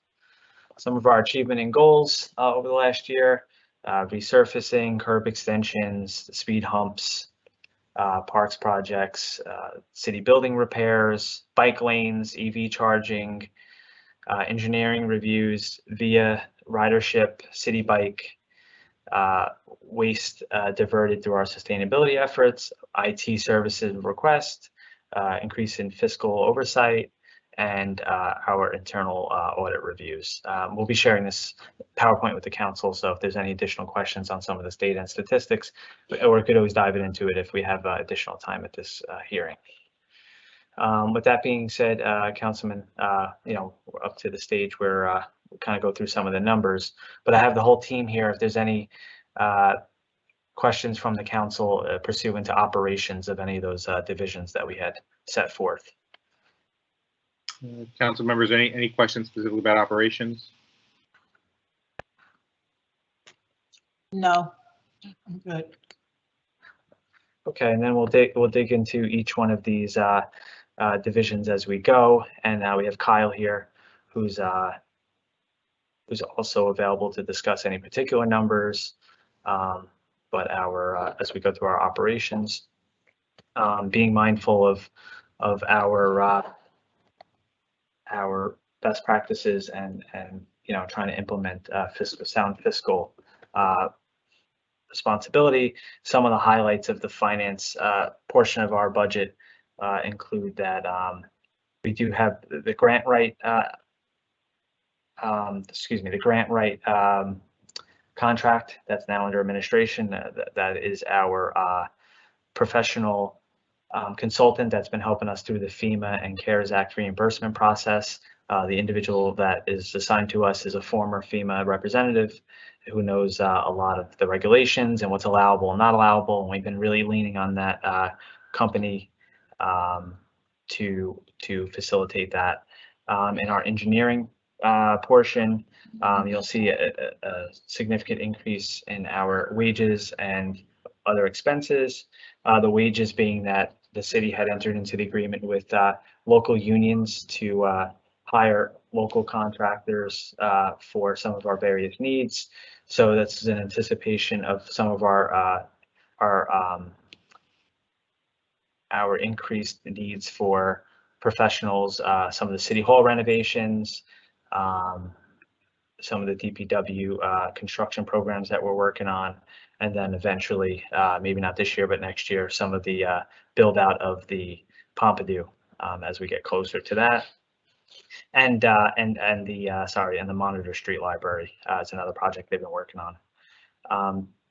The new division of audit, we're still looking to increase that particular sector, by adding 2 or 3 more additional CPA equivalent employees. We're in the process of interviewing those individuals now to help streamline some of those costs. And, just looking at some of the reports and some of the work they've done, they save 10 to 15-fold of what we pay them in salary for the city. So it's really a great investment for the city. And another increased cost you'll see is in IT. We have some interns that are helping us kind of get the Tyler system up and running. I know Anicia touched on the Tyler system in previous meetings, but this is really the conversion of data, and it's one of the most important pieces. So Bernadette had done a great job in identifying some master's level students from Stevens Institute, and we're bringing them on to review all the data and implement it into the new Tyler system. And I'm happy to entertain any questions as we go along. So, Bea, just on the slides. So I know you're going to. We have the business administrator's office slide up first. Sure. Is it possible to go kind of just like division by division through the slides? Because I think that might elicit some of the questions. Sure. Yep. I'll just pull up, if you don't mind, let me just pull up my information here.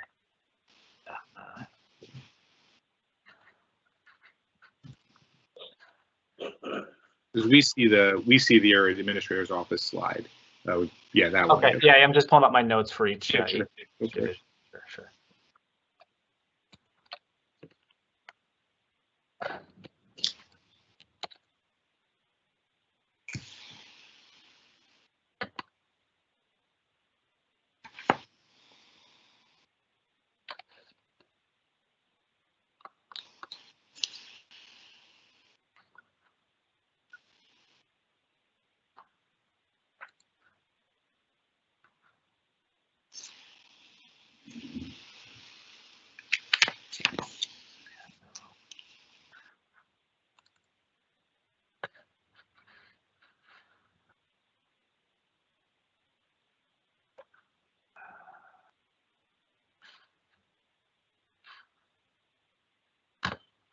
Sure. Thank you, Councilman. So sorry for the time. So as we go through each one of these divisions, just kind of going over some oversight on those. Councilman Solomon, you're the chairman? Yes. My apologies for the interruption again. I'm sorry, I joined you late here, but was this presentation disseminated? Because I'm going through my materials, I don't see. No, I'm happy to share it, Councilman. I could provide, because there's some data and statistics there as well that we'll be able to provide. But the presentation you had just been sharing with the council, we don't have it. I'm emailing it now. Okay. Sorry, I just. No worries. As to where it was. All right. So I guess I'll just say I didn't have any questions, although I arrived late. I'll reserve the opportunity to ask questions at a later date after I get a chance to review it more closely. Okay. Thank you, Councilman. And if you have any operational concerns or questions, we do have all of our division directors on here as well. If there's anything particular that you'd like to ask outside the numbers. Did the division of audit, internal audit, is under you, correct? Correct. Yes, Councilman. Have you already gone through that, or can we ask questions on that subject? Or yeah, is it right? Is it possible to just go sort of? I say division, but I know some things are not formally divisions. So we had the administrator's office like up here. That's the slide that I'm seeing. I guess, are there any questions on that first, and just sort of see if there are any questions on these numbers? I don't think so. Are you able to be able to go to the next slide? The next division, or sort of. All right. So now we have abatement and compliance. So I just had a sort of a quick question here, which was, and this is sort of half operations, I guess, half staffing, but what is sort of the volume of work that the division is currently doing. I guess how many abatements are they auditing? How many, I don't know the formal term, but in essence, sort of out of compliance letters have they sent last year? I sort of want to have a sense of the workload that this division, is sort of facing right now. Sure. Thank you, Councilman. Director Abwan, if you're on the call, if you could please provide the councilman with some additional background on this.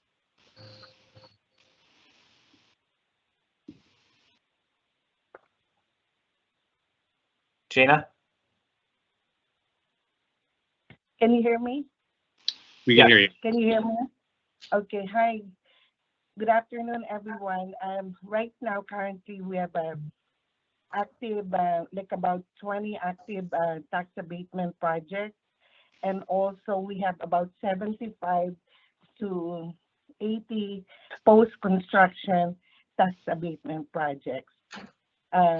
That's for the tax abatement. And in another unit, we have about 20 public construction projects. That's the one we are monitoring right now. Got it. That's very helpful. And are you able to provide, you might have it off the top of your head, but are you able to provide us with just a little bit of information on, out of all those projects that you're monitoring, how many are in compliance with our abatement rules and how many are not? Most of they are in compliance in a way that they are showing a good faith effort of trying to hire minority and women, and for public contracts, trying to hire minority and women and businesses and workers. And on the side of the tax abatement, they are in compliance because they are trying to show good faith effort of hiring minority women and local residents, workers and businesses. But in actuality, they have not really reached the established employment and business goals. But they have not reached it, but they are showing good faith effort and they are documenting all their efforts to be able to reach the goals. Got it. That makes sense. Are we able to provide maybe a list then of the ones who have not met the goals, even if they've established the good faith efforts? And I understand that clause, and they're not out of compliance, but it gives us a sense of how close they are to meeting their goals. Yes, and we just did. We just provided to you the last quarterly reports. We sent it to, yes, we will do, because we sent it to Council President Waterman and also to the business administrator. But if you need in the future for us to send it all to the council people, we'll do it. Yeah, I think that'd be great. And the council administrator, Desiree Marte, when she gets an email, she forwards it to all of us. So I think that is helpful on my end. And then the last question I had on this one was, I saw in the budget document there were a couple of potentially requested new hires that were not put in the 21 budget, and I was wondering what specifically were you all hoping to do with those hires if they were included in the budget? Yes, with those hires, right now we are in need of inspectors, because now we're zooming in on all those post-construction projects, which we're talking between 75 to 80 projects. And we really would like to really do our due diligence to deliver our function. And so I would like to have, there's this request for someone that is like a system, like it will kind of like a secretary, at the same time a system analyst that is savvy with computer. And then I kind of need 2 or 3 inspectors that will be multitasking as well as becoming project managers. So right now our office basically is multitasking, and those vacancies will be also like occupying 2 or 3, like it's kind of a dual position or title. Got it. That's very helpful. Those are my questions. Other council members have questions for Office of Abatement and Compliance. Okay, thank you. Director Abwan, this is Councilman Labaro. Yes, hi, Councilman. Hi. So with regard to kind of the post-abatement compliance, What are you looking at as it pertains to post-abatement compliance? What are the We're areas looking in at which like, you're seeing compliance? yes, we're looking to really like kind of seriously scrutinize their workforce and how these workers are getting paid if they are in compliance with Ordinance 12-090 about the prevailing wages, as well as the established employment goals, as they said, based on the financial agreement and the PICA agreement that they signed.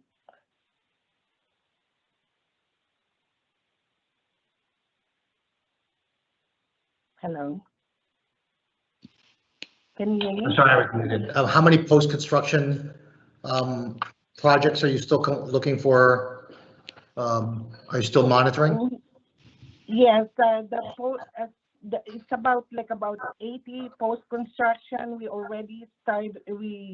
have been actively monitoring about 2025. And since we have requested for additional vehicles, because right now we have a vehicle that is not really dependable, not reliable, and we have only 2 inspectors. So 25 to 30 post-construction projects, 20 to 25 post-construction projects that we have been actively monitoring, but we are moving forward because it's about 75 to 80 post-construction projects in total. Okay, and then when you're referencing the law, you're talking about, when you're talking about the ordinance and compliance around that, you're talking about the wage compliance and wage and benefits around maintenance workers and security guards? Correct, Councilman. Okay, with the exception of the Beacon development, would those other 20 or so buildings be in compliance? You said they've shown a good faith effort, or they're in compliance in that regard? Yes, they're trying to show good faith effort and documenting, and we're trying to, with all these things going on with we have a better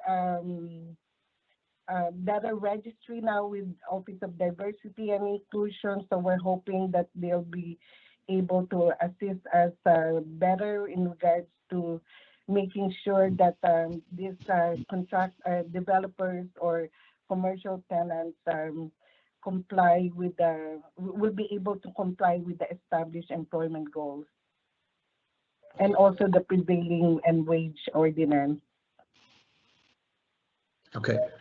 There's 2 particular developments, and I hope they're in your report, but I just wanted to ask you if you've looked into them or have monitored them. One is a warehouse where Amazon has leased the facility out, is leasing the facility, and it's fairly recent. I say fairly recent, probably in the past year, maybe even less than that. And then the other one is the NJCU development. So they have a number of ground floor leases, retail leases there, and I assume the retail leases are also all subject to the PICA and PLAs if they're all tax abated developments. So are you monitoring those developments for their compliance, particularly the retail stores that are leasing in those facilities, as well as the Amazon warehouse? Yeah, with the Amazon, we're kind of, in fact, we have a upcoming meeting with them because we're back and forth communicating with them, assisting them on how they will be able to comply with all these regulations. And with regards to the NJCU commercial tenants, that's part of our efforts right now to be able to expand more to all these other tax abated, post-construction tax abated projects with additional inspectors and reliable vehicle that we will have. Because we're also checking out, since we have that we have like kind of, we don't have a vehicle right now, additional vehicle. We're checking also. I'm talking to all these, to the two inspectors. They're willing to be able to use their vehicle, their own vehicle, and see. So that's another route that I'm trying to see, so we can more deliver our function effectively, because right now those are the two issues that kind of lessen our kind of like kind of tied us to be able to monitor all those tax abatement post-construction projects. But yes, with the Amazon and the NJCU, we've been checking them out, and we're right now we're back and forth corresponding with them. If I can just jump in, and thank you for the answer, Director. We only have 25 minutes left for the administration, so I just wanted, I know we're going to maybe have follow-ups offline with this office and move us to the next one. Yeah, that's what I'm gonna do, Council President. Right. We will forward to you all these reports that you need with regards to their compliance efforts as well as their post-construction efforts. Great, thank you, Director. Alrighty, can you move us to the next one? Yeah. Absolutely, yeah. So the next one we have here is our Office of Sustainability. Not much of changes here, but we do have Kate here if there's any questions or concerns. I just had one question, was in item 368. The request was 107K, the budget was 49K, and then there was the list and the justifications, and I didn't know what was included in the 49K and what wasn't. That's a good question. I think Kyle actually might be able to answer that. Yep, I have the detail here. So originally the requested figure was prior to receiving some proposals for some of those services you see in the justification. I believe the either the tree inventory or the ESIP allocation has been adjusted in the introduced figure. The third-party independent audit, yes, that was actually so, transferred to capital. Councilman, I'll update the supporting detail, because right now that it should total up to that 107, but I got to revise a couple of those figures to the new introduced figure. Okay, got it. But there's nothing that's been cut from that justification list. It's just no. Got it. Yeah, if you can update that, Kyle, much appreciated. Yeah.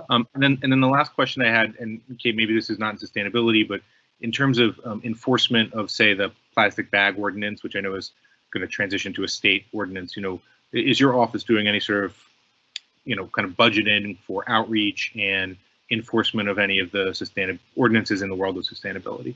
So enforcement was actually switched over to Jake Hudnut's office. It was never in enforcement of the plastic bag ban was never within sustainability. It was sanitation, under sanitation before, yep. And then it went over to Jake Hudnut's office. I do believe that the state was looking to allocate funding for outreach related to that, but I would hope to put out more information. We don't necessarily need to budget for it regarding the updated rules once they come out, so that people are aware of it. Got it. So you guys are going to put out more information, but it's that you don't need to budget on it. No. Okay, great. Those are my sustainability questions. I'll open it to my colleagues. And Councilman, I'd just like to add that if Kate does need something to go out citywide or to businesses or such, we do have a citywide account that we could use in our unclassified piece of the budget. Yeah. Thanks, Bia. Colleagues, any questions on sustainability? No. All right, I think we're good. All right, thank you. Thank you. All right. Next up, we have is our Office of Diversity and Inclusion, with a flat budget here as well. The increase in office supplies looks like over 500%, but it equates to just about $2,000, and that's to give them their own line items to facilitate some of their outreach and other objectives. We do have Soraya here if there's any particular questions. Great. Sorry, Director, go ahead. No, I was just saying hello. Yes. Good afternoon. Mine just one question. Could you tell me a little bit about 378 workplace inclusion consultant software, what you're planning to do with that line item? Okay, yes, sorry, thank you, the line, oh wait, yeah, they're right there.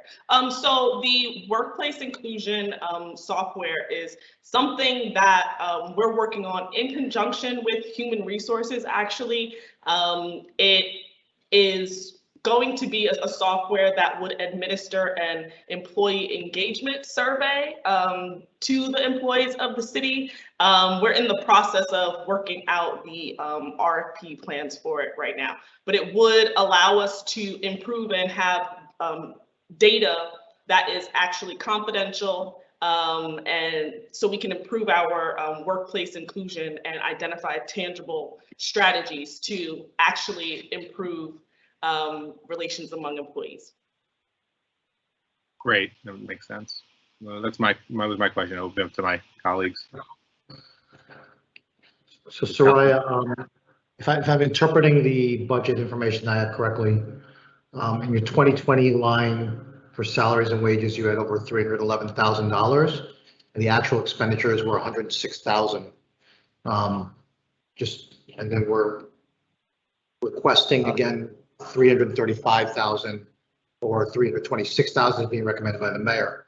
So I'm just curious, what was the?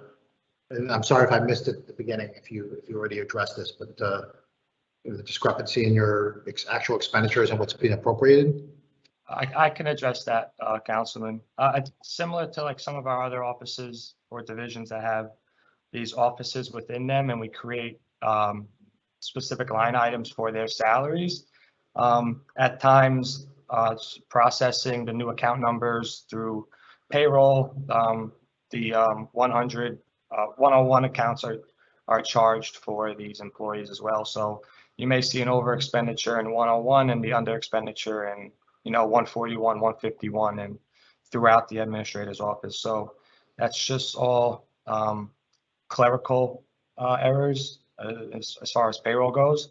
But overall, the bottom line for salary and wages should be in line with whatever was appropriated.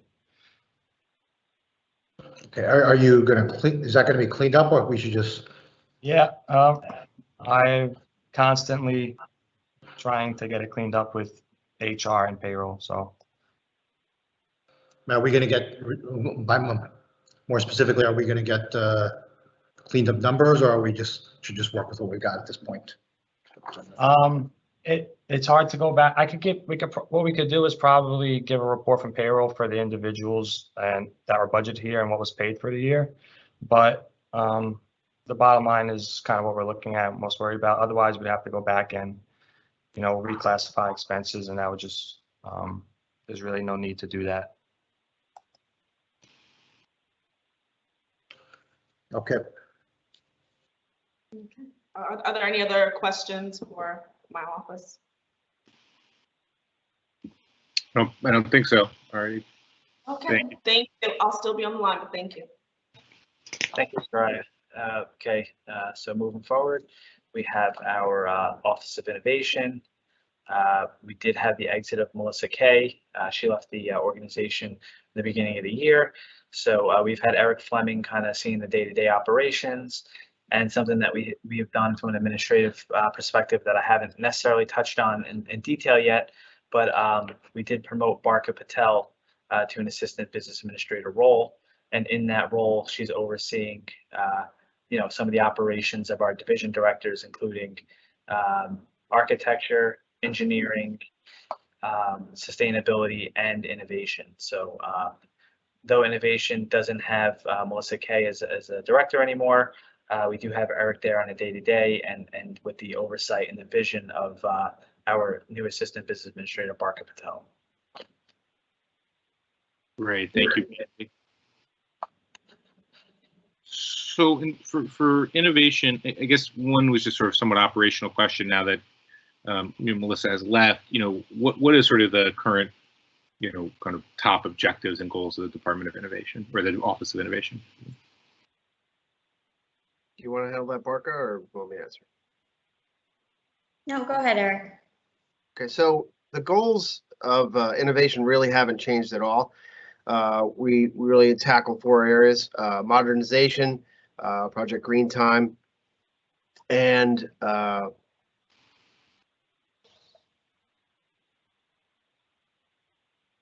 Do we lose Eric? no, I'm sorry, it's a little lunch was the problem. No, take your time. Helping small business, enabling entrepreneurship, and we also deal a little bit with sustainability, which has some crossover with the Office of Sustainability. But that's one of the 4 core missions that we have. Modernization every day. We have Nellie taking data and making it more digestible, or we're taking forms or other things and making it an electronic form. Or a process that's a little more easy to digest. She's the one that's been handling the COVID data dashboard. That's been that gets updated weekly. For entrepreneurship, we got a concessionaire inside Lafayette Pool. It had sat empty for 2 or 3 years, and we have a vendor, a local entrepreneur in there.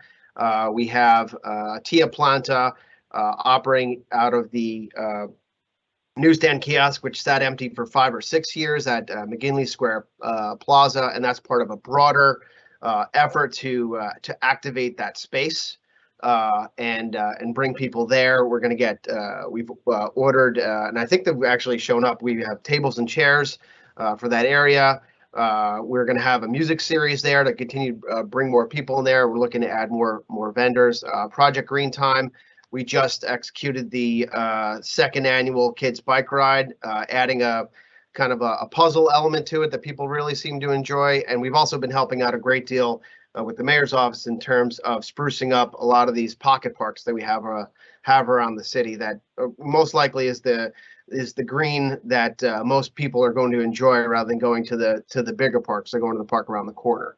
Councilman, Eric, I'm sorry to jump in just for the sake of time. Councilman, I think the larger theme here is that previously the Office of Innovation used to have a year of, and then an initiative that they prioritize for that year. What we've noticed as a theme sort of just naturally over the last year is the need for open space and for non-traditional spaces to be established for residents to use. So there you'll see the theme in a lot of the projects that Eric has described in terms of programming or actual implementation along those lines. So that's what innovation will be helping with moving forward, serving as an incubator space, and then sort of handing projects off to the larger divisions who are able to support them. I don't know if that answers your question in terms of the larger the vision for the office. Yeah, that's helpful. And then my one other question was, or 2 other questions. So one was, I noticed for salaries and wages in the part-time, we have a part-time graphic designer, and we're budgeting $90K for that person. And I'm just wondering sort of what that $90K feels like much more than part-time. And, is that something that we want? Is that something we should offer to multiple people if it's a part-time position? Well, let me stop you there. I'll answer. Eric, I'll answer that. All right, you go ahead. Sorry, Councilman. Just again for time purposes, but we've been utilizing this graphics artist particularly over the last year with the obviously with the pandemic and trying to get information out and helping us with some of our city branding. Somebody of that individual's caliber does warrant a salary of over $150,000 at a full-time basis. So that individual does, I believe they make $50 an hour, and we were just kind of speculating that we'd need a continuation of that person's services for the next year or so. With that being said, we're happy to entertain any other local graphics artists that are able to achieve that type of work at a similar rate. We could split that work up into different individuals as well. Got it. Okay, that answers my question. Let me open it up for the colleagues.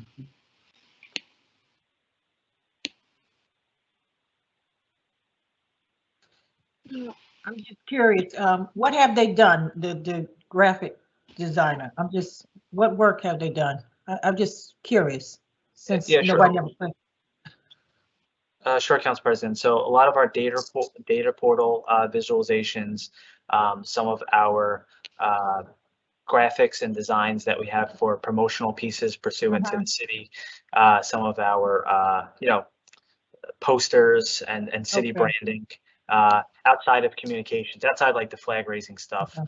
Anything you see as far as renderings or advertisements or that type of stuff is all generated through this individual. And I'm happy to get some copies of some of the work that person did and provided. Yeah. Yep.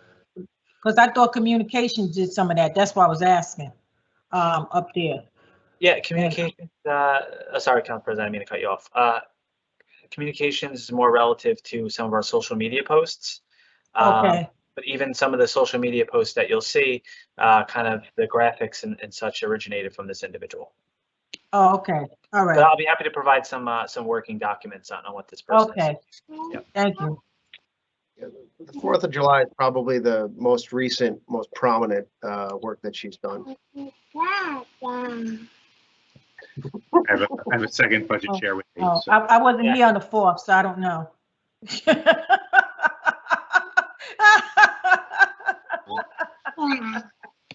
Alrighty. Are there any other questions on innovation?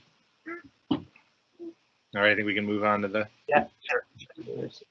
As I mentioned prior, our Office of Real Estate, that individual is no longer with us, so there are no longer any employees in that function, and those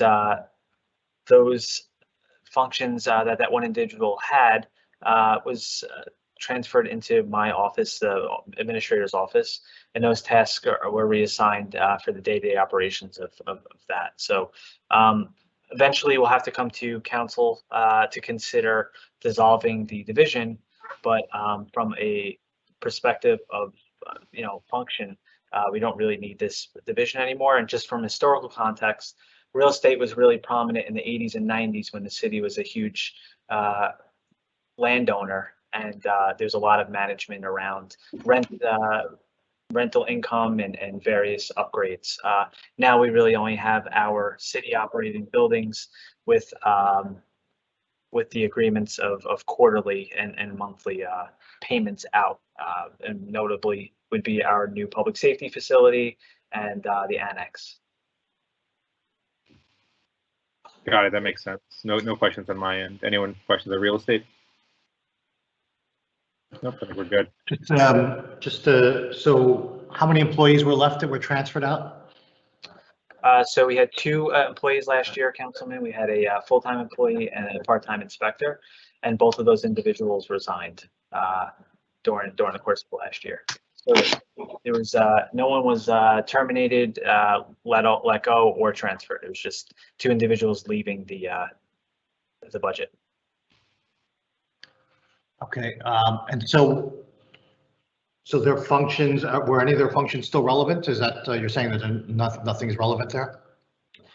Some of their more monthly tasks, not necessarily day to day, but the transfer of lease obligations and some monitoring is now being done for my office. The work was divided into 2 existing employees in my office. Okay.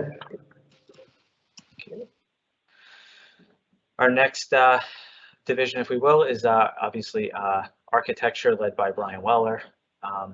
Not too much of a change here in our budgetary items, but Brian is available if there's any questions pursuant to his division.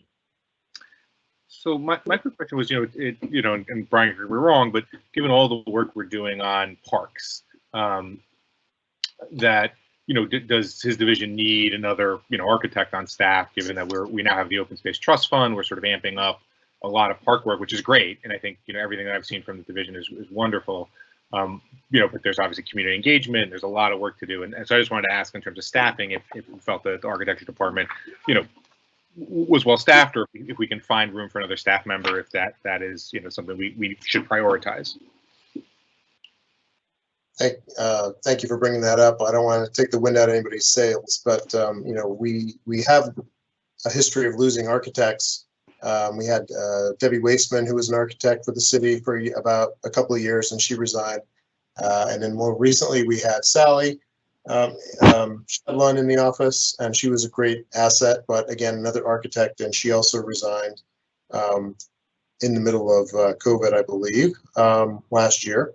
And I would like to recommend that this office does need more help. And I would like to recommend that we get another landscape architect, primarily because of the focus on all of the open space and the park projects, as well as the fact that we have a licensed architect and 2 other architect assistants that are in the process of getting their license as we speak. So I don't feel like there's a need for another architect, but I do feel like we would, the city would benefit from having another landscape architect.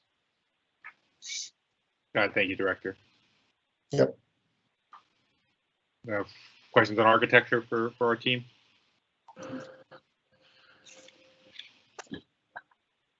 I'm sorry, I didn't hear that. What was that last Oh, thing? you guys are opening up for questions for architecture. Okay. So your budget includes the addition of a landscape architect, or it does not currently?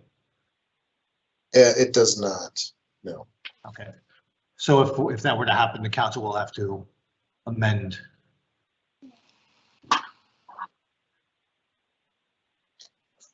I would have to defer the BA on that. I believe so.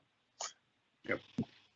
Kyle, can you just confirm if Sally's salary, excuse me, that was a tongue twister, is still present in the introduced? If not, yes, then Councilman, we would have to amend. If not, we could use the dollars reassigned from the individual that left. It's not currently, no.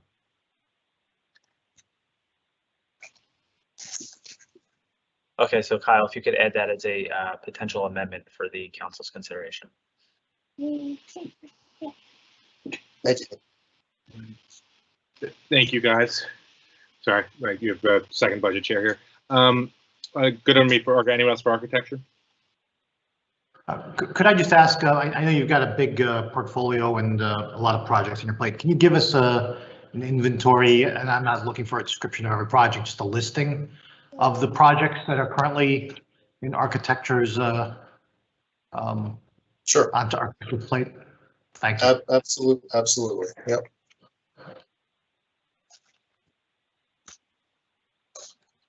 Already, I think we're good on architecture. Thank you, Director. Thank you all. Thank you. Okay. Our next and quite large one is the Division of Engineering, Traffic, and Transportation.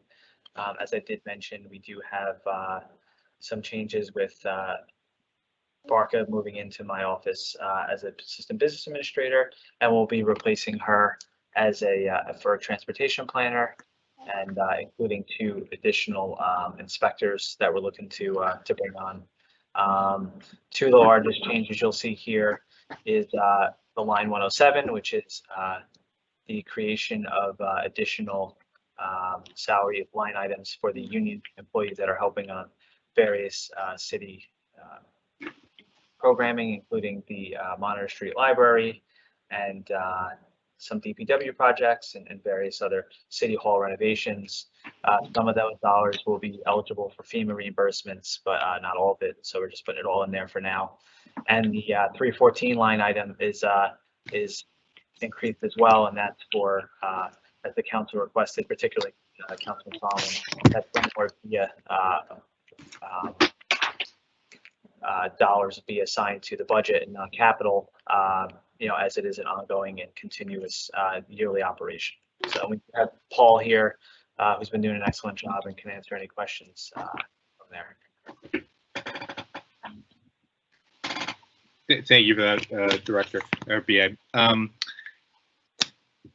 In terms of questions, I think I am. Oh yeah, for the outside unions, can you give us a sort of breakdown of how that's being sort of spent and distributed? Basically by trade. Yeah, sure, Councilman. We have all that. We remit it to the trade union, and so we have copies of all that. And what we've been doing essentially is taking a look at some of the improvements and changes that we have to do as a city, and we kind of price it out at what we would anticipate an outside vendor cost to be.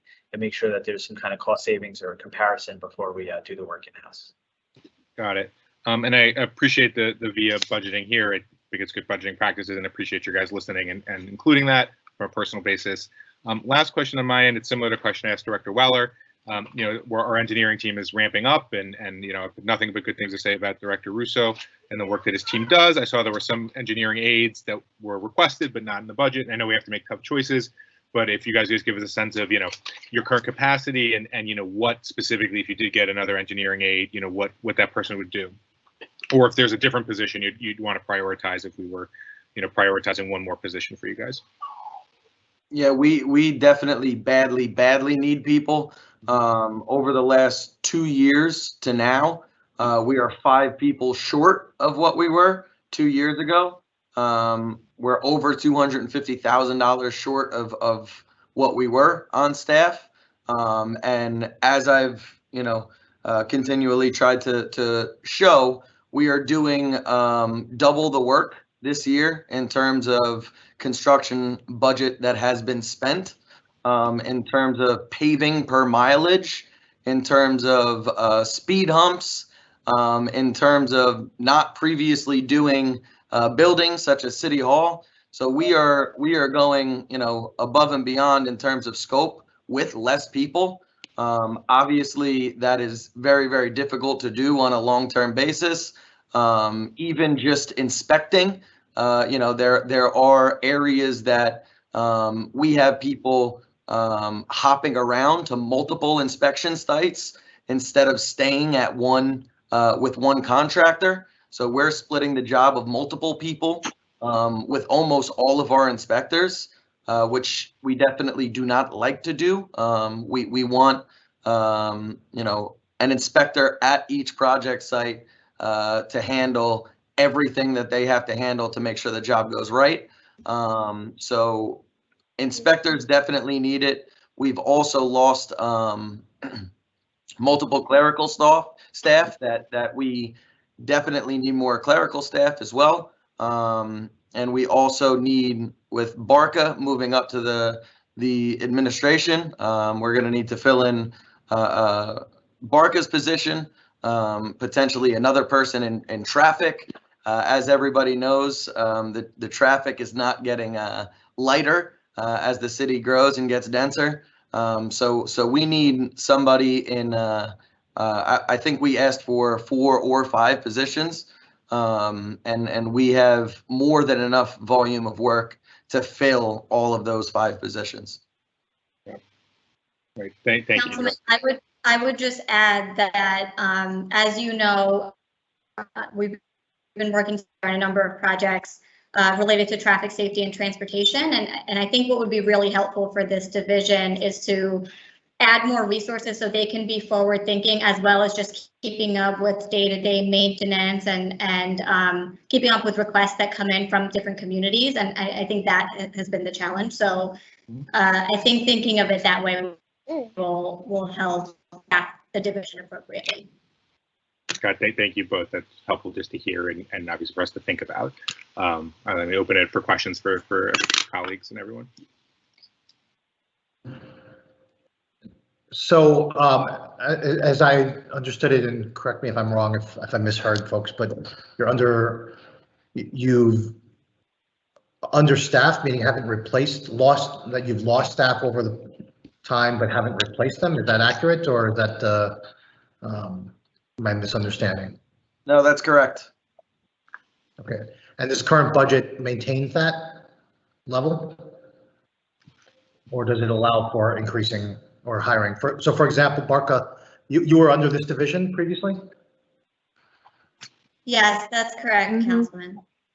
Okay, and so now your budget line is in the BA's office. And so is Barca's line remain with you, and are you looking to fill that, or? Councilman, we have money in engineering's budget specifically for replacement to Barca. And as far as these other engineering aids, as we get obviously closer to the actual adoption and amendment process, if we're adding any positions back in, the funds are going to be either repurposed from other budget lines, and So we might see some savings in that seasonal line that we could reappropriate the funds for additional hires, similar for part-time people and stuff of that nature. So just like architecture would require an amendment to their full-time staff, but we're pretty confident that we could find the dollars elsewhere as, we monitor payroll throughout, we're already 6 months through the year. So there is, it would require an amendment to the 101 line though.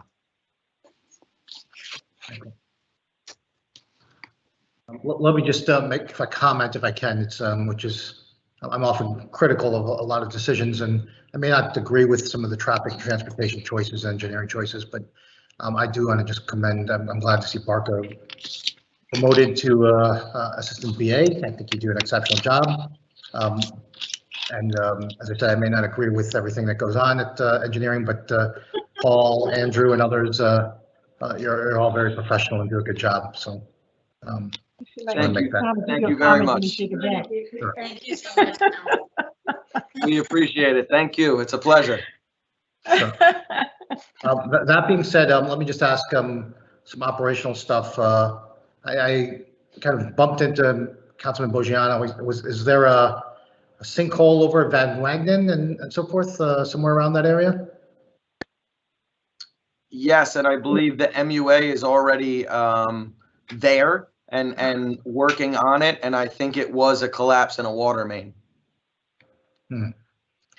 So I know we had the collapse at Clendenny West Side, and from the public comments I read, talked about the kind of some of the road work and excavation that had been done, and then with the rainfall, how that initiated or caused that was a cause or a partial cause to the whole sinkhole and collapse there. Given all of the work that's being done, my concern here is that we're going to see a lot more of this. And so PSE&G and MUA for all of their excavations, I know you've sent us the information about how much roadway. I don't know if you sent us exactly all the roads that they're responsible for at this point. I know some of that is being done in this year, in this phase, but some of it may be done later. If you could give us, if we don't have it, well, actually, even if I have it, ask if you could resend it. A list of the roads that are going to be done this year by those entities, those outside entities, and then what roads are remaining that are not, and what the timetable and schedule for them is. I will tell you, I think they need to show some urgency in getting this done, and I don't know what we can do here on our side. I mean, I'm sure the rest of the council sees it as well. Driving through these streets, they're like craters out there, like in some places, right? It's a disaster sometimes from the work that's been done there. No fault to you guys, but the work that PSE&G and MUA and others have done excavating these streets, and they need to move with more. I think we need to figure out a way to get them to do this, resurface things more urgently here, because I fear we'll see a lot more of these. You're absolutely correct, Councilman. In terms of utility work and resurfacing, there is so much more happening this year and in the past 2-3 years than prior to that. In terms of rushing it, it is a tough thing to rush. There is settlement anytime you compact soil. That has to naturally happen, over the course of 60 to 90 days. And MUA is doing a lot in a lot of different areas, and there is a ton that goes into the utility coordination in attempting to spread that out and not have it all in one vicinity. But I can definitely get you the information on how it's being broken up between MUA and PSE&G. But this year it is 22 miles that we're shooting to resurface. Which is, almost double, or if not a little bit more than double. The last 7 years, we've averaged about 11 miles. So it's a little bit more than double that we're looking to resurface this year. And a majority of those roads are either PSE&G or MUA disturbed. But I'll get you that information. Great. Thank you, Director. I just know we're a little short on time. We're already 10 minutes over. We got a couple more divisions left to go before we get to finance. So I don't know if there are any other immediate pressing questions, but if not, it's a really important conversation, but wanted to kind of move it to email exchange or follow-ups. Absolutely. Thank you. Thank you, guys. Paul. So our next, excuse me.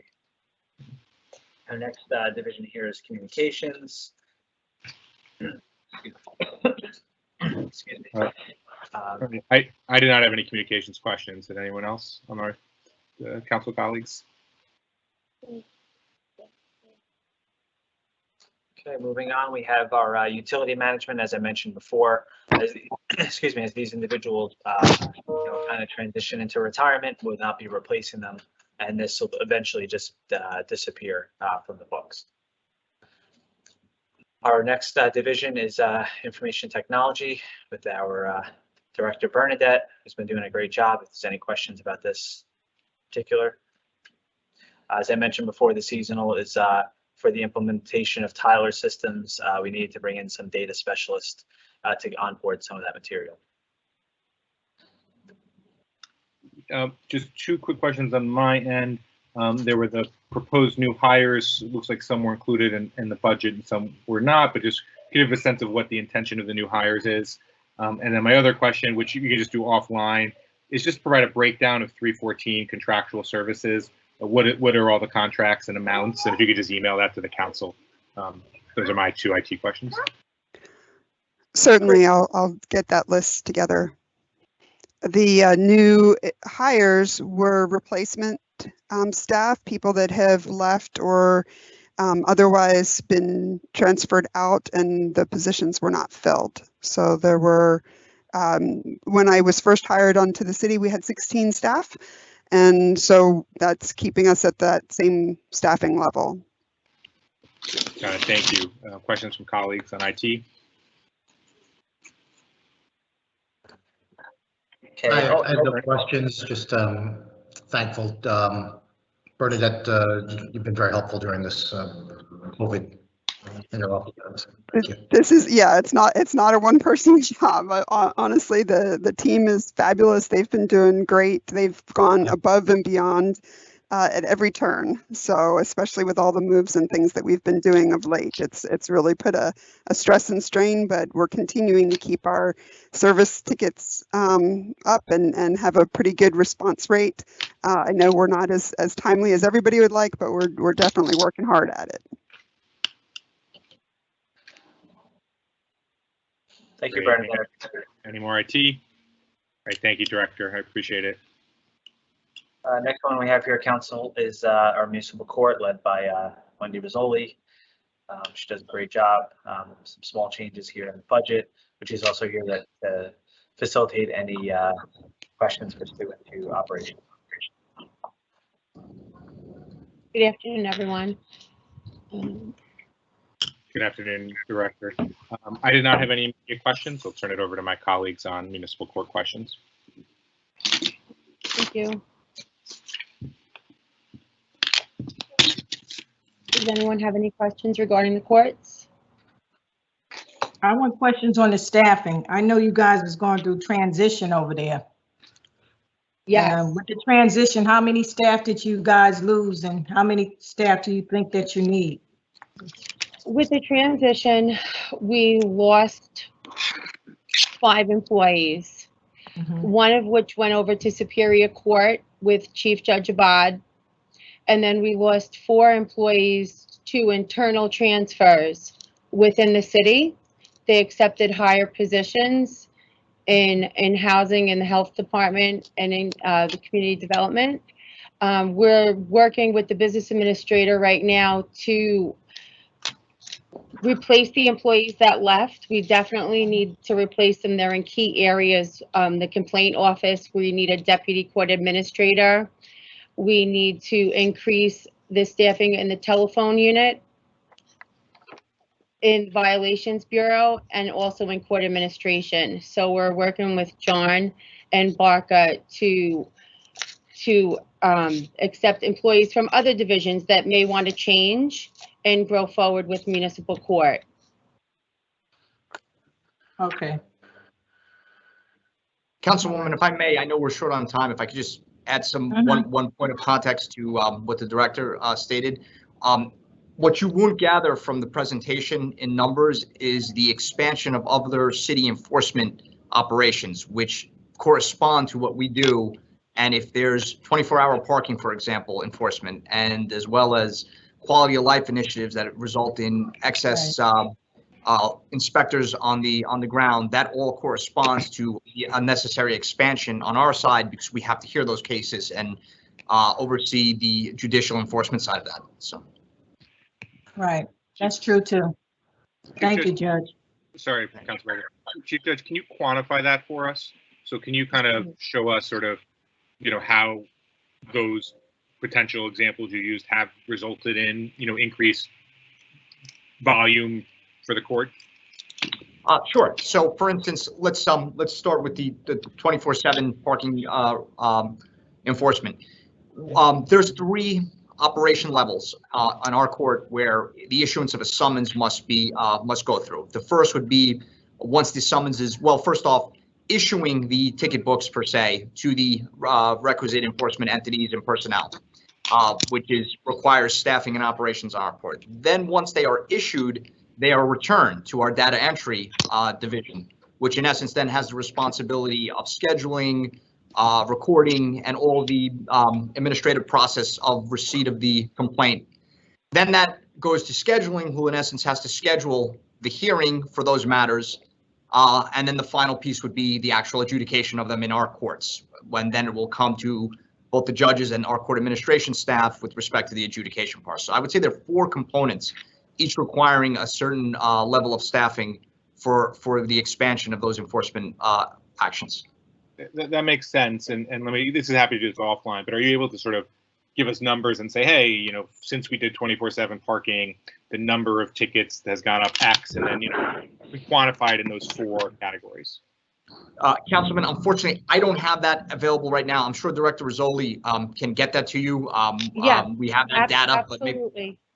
Great. We can forward you that data. Perfect. Thank you so much. Just send it to Des, and Des will forward it all. Hey, everything should go to Absolutely. everybody. Okay. Thank Will do, Council President. Anything else? Thank you, Wendy. I appreciate it. Thank you, Judge. Thank You're you. welcome. Thank you. Okay, move on to the Public Defender's Office. Not much has changed here. Small change in professional services as some of the court operations had subsided and they resumed. So we have that going on there. And then lastly, we have our Division of Internal Audit, which was 0 last year and 400,000 this year. Wow. So just those line items were, intermingled, as Kyle referenced before, into the administrator's office, and then through ordinance, obviously the council had established its own division. Some of the work that this division does includes some of our tax auditing, including pilots, abatements, regular tax rolls before we go to tax judgments. And of course, they coordinate and work with the administration on the payroll tax for the Board of Ed. And then on the other side of the operations, we have some internal reviews of policies and procedures, employee matters.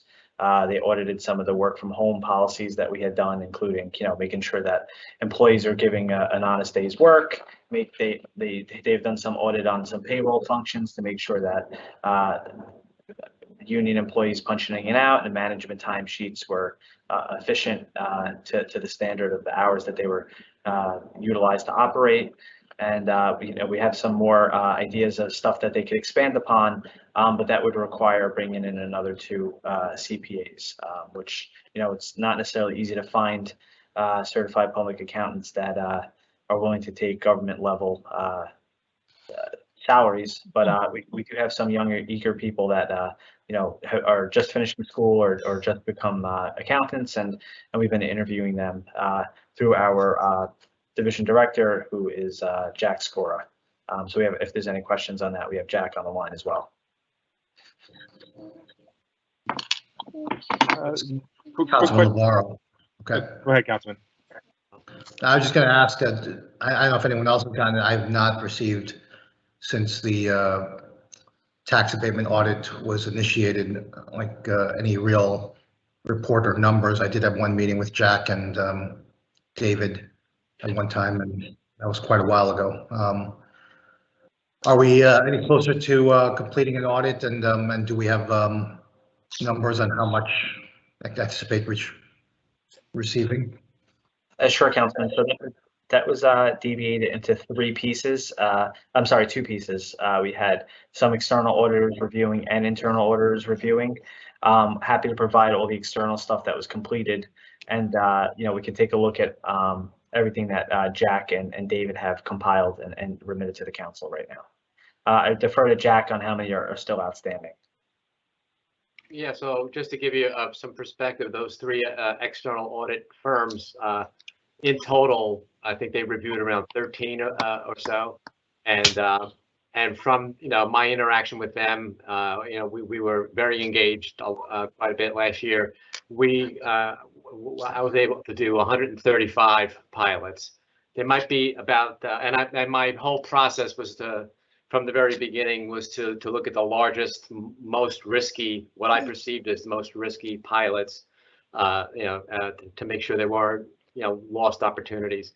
And so there's about maybe 15 or 16 left to do, but I consider them low risk. They're low revenue producers in the past and all that stuff, but we'll still continue to look at those. But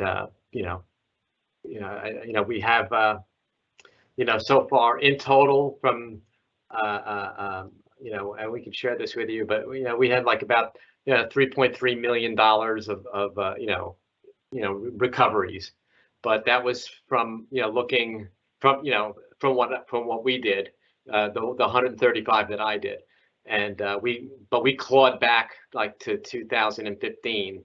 So it was you shouldn't interpret that to mean that there was 3 million of lost revenues per year. It was over a period of time. So I think all in all they're in good shape, and they just need a lot of attention, and that's what we're here for. So we're constantly working with that department on an ongoing basis. So as I understand it, then you did about 135 internally in your office, and then the external auditors did 13. Is that what you said? Yeah. And actually, if you extrapolate that, to me, I view another level of savings was that if we gave them all 135 to do, it would have been a significant cost to the city, and they're comfortable with my work as well. So we were all in lockstep. The issues became very similar, for all of them. So at some point, it became just a matter of dotting the i's and crossing the t's, and making sure what we had in the billing system and what we collected in revenue agreed to what the terms of the agreement, the finance agreement was. So if memory serves me, those contracts, the three of them came to somewhere around 225,000 in total. So you're saying we didn't pay that out. We only paid out the whatever billable hours were for 13 hours. Is that accurate? For 13 pilots, yeah. So I don't think they use. I don't have the numbers in front of me right now, but I'll look at it and kind of tell. It had like four. I estimated. I looked at their billable hours for those 13 on average, and I just basically made it like per pilot how much that came out to per pilot, and I just multiplied that by the 135 that I did, and it was pretty, so, I think it was like 400,000 or so that it could have been. So, and I'm very comfortable with what we found. And, there was really, there were some like, mistakes that were made, but to me, that's ordinary course of business, everywhere that in every aspect of government and private industry, that's what you have people like auditors for, internally to help reconcile things and just catch some of those mistakes. So it wasn't a big issue at all. Can we get just a sort of, written project by project report that in essence says, abatement, building X, this is what we found, this is what the, resulting result of it was, and just go building by building? I mean, we did it by building. I have it's just that they're also very unique, these pilots, and so they're very complex. But yeah, I mean, I have like the report. I think I should give you the report with the narrative about the ones that I found. Like every one of them, they're inherently messy because we're estimating every year. We're estimating what the revenues, were, and so then they have to do a true up. So they're always going to be those reconciling items due to timing differences and that kind of thing. But yeah, I mean, I can provide something for you on a pilot by pilot basis if you like. Yes, that'd be great. And if you want to do so in a way in which you want to set up a meeting to provide us the context, I'm sure both if you want to do it with the full council and we sunshine it, or you just want to do one-on-one. I think that's fine because I understand there's going to be context, but it'd be helpful to have, kind of that data in a very neat, easy to read fashion. Yeah. So when we met earlier, we did it that way last year, and actually the way I did it was at that point, I felt that we had looked at the pilots that were the largest dollar amounts, at that point. I called it a phase 1 pilot audit just to give you some context to that. And I'm glad to do it again. I just want to let you know that nothing really changed from that as well, as far as, what the findings were and stuff like that. Nothing new, no new revelations came out of that. So if you still have that report that we sent you, the final written report that I have is mirroring that, but it just includes some of my narrative on the other things, as well as like John said, you have the external auditors work, which is frankly it's probably going to be hard to follow, but I can interpret that for you folks as well. I'll have to look at it again, and these guys get paid by the word, I think, and but they did a great job though. So. Okay, great, thank you. I appreciate that. Can I just ask, do you have any role or have you done any work in the area of the reviewing payroll tax? Yeah, very much so, Councilman. We've done multiple initiatives. We are using. So first of all, there's not one true version of the truth on how many businesses are located at any given point in time in Jersey City, but we've compared the state list. The Department of Labor gave us a list of businesses that they feel are located in Jersey City, and we compared that to what was registered, what's registered on our tax system, and so that gave us a clue. It's not perfect, it's not a perfect reconciliation, but with that, we just sent out the ones that were not on our list.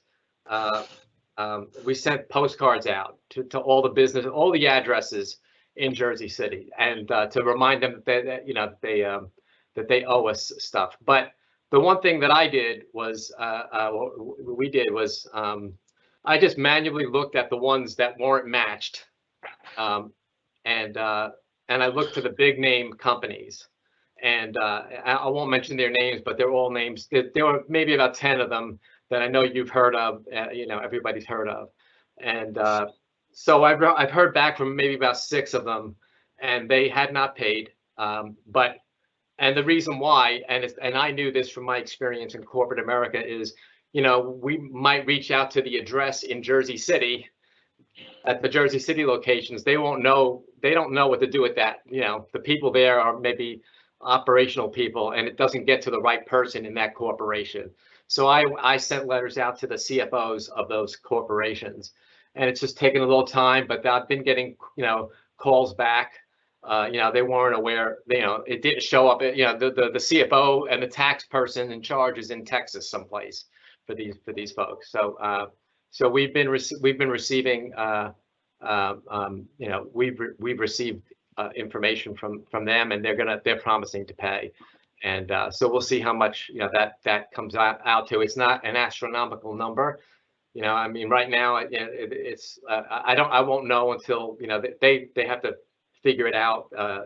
Another issue is one company took over another company, and the acquirer didn't know that the company they acquired had this liability. So we found a few things like that, but it might have been like right now, from our efforts, I feel we've brought in $2.5 million on an annual basis, but I really don't even like to.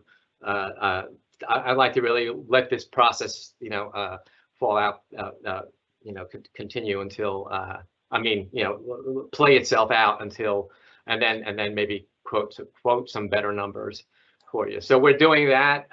We're actually doing site visits. We've gone all over the city, especially, in downtown here, and going into buildings, and it's not easy to do sometimes. Sometimes they kick us out. So we're going there. We're driving down to the industrial areas and knocking on doors, and we've gotten people to pay because of that as well. And then we're doing, other internal, taking other internal initiatives, proactive initiatives. We're looking at all the permits that were issued, and we're seeing it there on our website. And I don't have good numbers to tell you there. Yeah, but there are a few that will, you mentioned elevators earlier. You were talking about elevators. There's some elevator companies that we're gonna reach out to and see, there. And I'll add to that, Jack, that the administration's been working with the state treasurer's office, right, to get some comprehensive lists of businesses, and we're going to compare those to make sure that there's no hidden LLCs or kind of tax havens for some of these companies that do reside in Jersey City, but maybe on paper don't. So we're going to have an MOU we bring into council from the city to the with cooperation of the Treasury, State Treasury Department, and that'll allow them to provide us some additional information on these companies. And John, that's a big win that you achieved there, because what they have, the Division of Taxation, they have the federal employee identification numbers, so it's easier for us to match, the businesses. Right now, we just have the business names, and the business enters the name one way in one system, and if the letter is just in one system, if it's capitalized, and in another system it's not, there's no match. So it's just very difficult to do. So I think that's going to be a very more perfect. If a business is headquartered outside of Jersey City, yeah, but their employees are doing business here in Jersey City, yes, are they subject to the payroll tax? Yes, if the business is, if they're located and doing business in Jersey City or are supervised from Jersey City, they're liable. I don't know if state reviews of records and so forth will necessarily unearth all of that stuff, but what you can do if you're looking for information where to, and I brought this up. This all came up because of Katera not paying their payroll taxes, right? So, and I don't know if that's who you were referring to. They took over the other company, Field Construction and so forth, but they apparently were not aware of they suggested they weren't aware of their payroll tax obligation. But what you could do, and literally we have the records for it, is go to our construction code office or wherever we're issuing permits, and you can find the name of every construction company that's doing business in Jersey City, that's asking for a permit here in Jersey City to build, and from the period of January 1st, 2019 to present day, and check to see if any of them have paid their payroll taxes if you haven't done that already. We have done that already, Councilman. Yeah, well, we've begun that process. They were like 8,700, if my memory serves me correct, permits that were issued, but this year. So we're kind of focusing on that right now. I mean, with there's staffing, there's only so much we can do right now, but that's one thing. And we were not referring to Katera, but that was a good example of it. But the companies I was referring to were other companies, but it's a similar situation as what happened in Katera. And it's indisputable, right? They're building inside of Jersey City. They can't exactly say they're not subject to the payroll tax. Yeah, well, the ordinance, I tell you, I can read it, a million times too, and it sometimes gets a little, we get questions on there's questions from we have a payroll email that they send questions to, and I've been monitoring that. and seeing the type of questions. They're mostly coming for smaller operations, but those geographic issues do come up, and we do have a response to it. But they're looking for an out, you know, as you suspect. Yeah, so we're doing quite a few things there, and then actually we're trying to take some initiatives, you know, at the front end, like for a zoning application, for a zoning permit to be issued, they need to get show proof that they've filed and registered on our system, and then we're even thinking about other touch points on what's more reasonable, and I want to talk to law about this, about you know, maybe having them sign an affidavit that they're filing, you know, for all the other kind of permits that we issue, because I don't know if you know, if making them provide proof at that point in time, I don't know if that's going to be operationally, you know, the best thing to do, but we have to think through that. So, you can look at the vast majority of contracts with the city itself, like regional industry, right? They got a $15 million contract and they're picking up garbage in Jersey City. I assume they're subject to a payroll tax.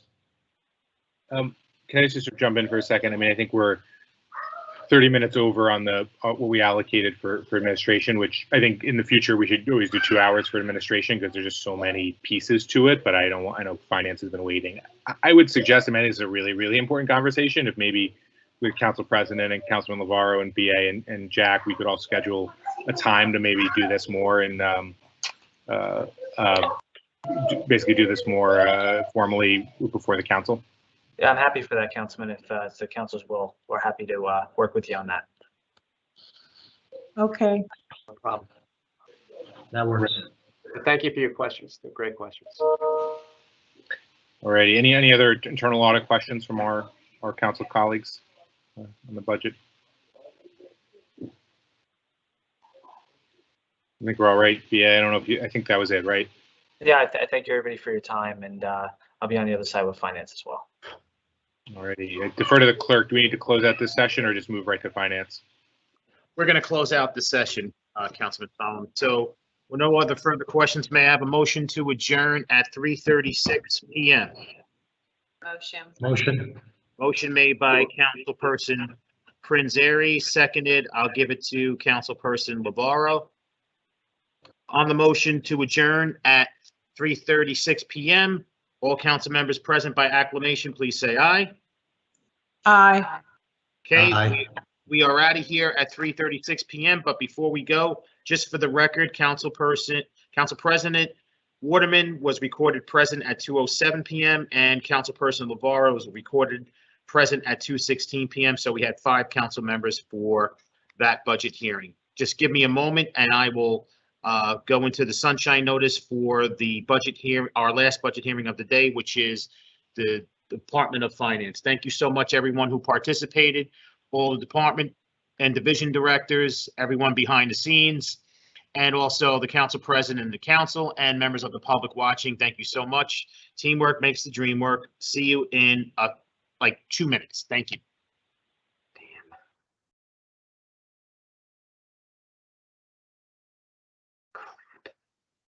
This is why I want to be prepared.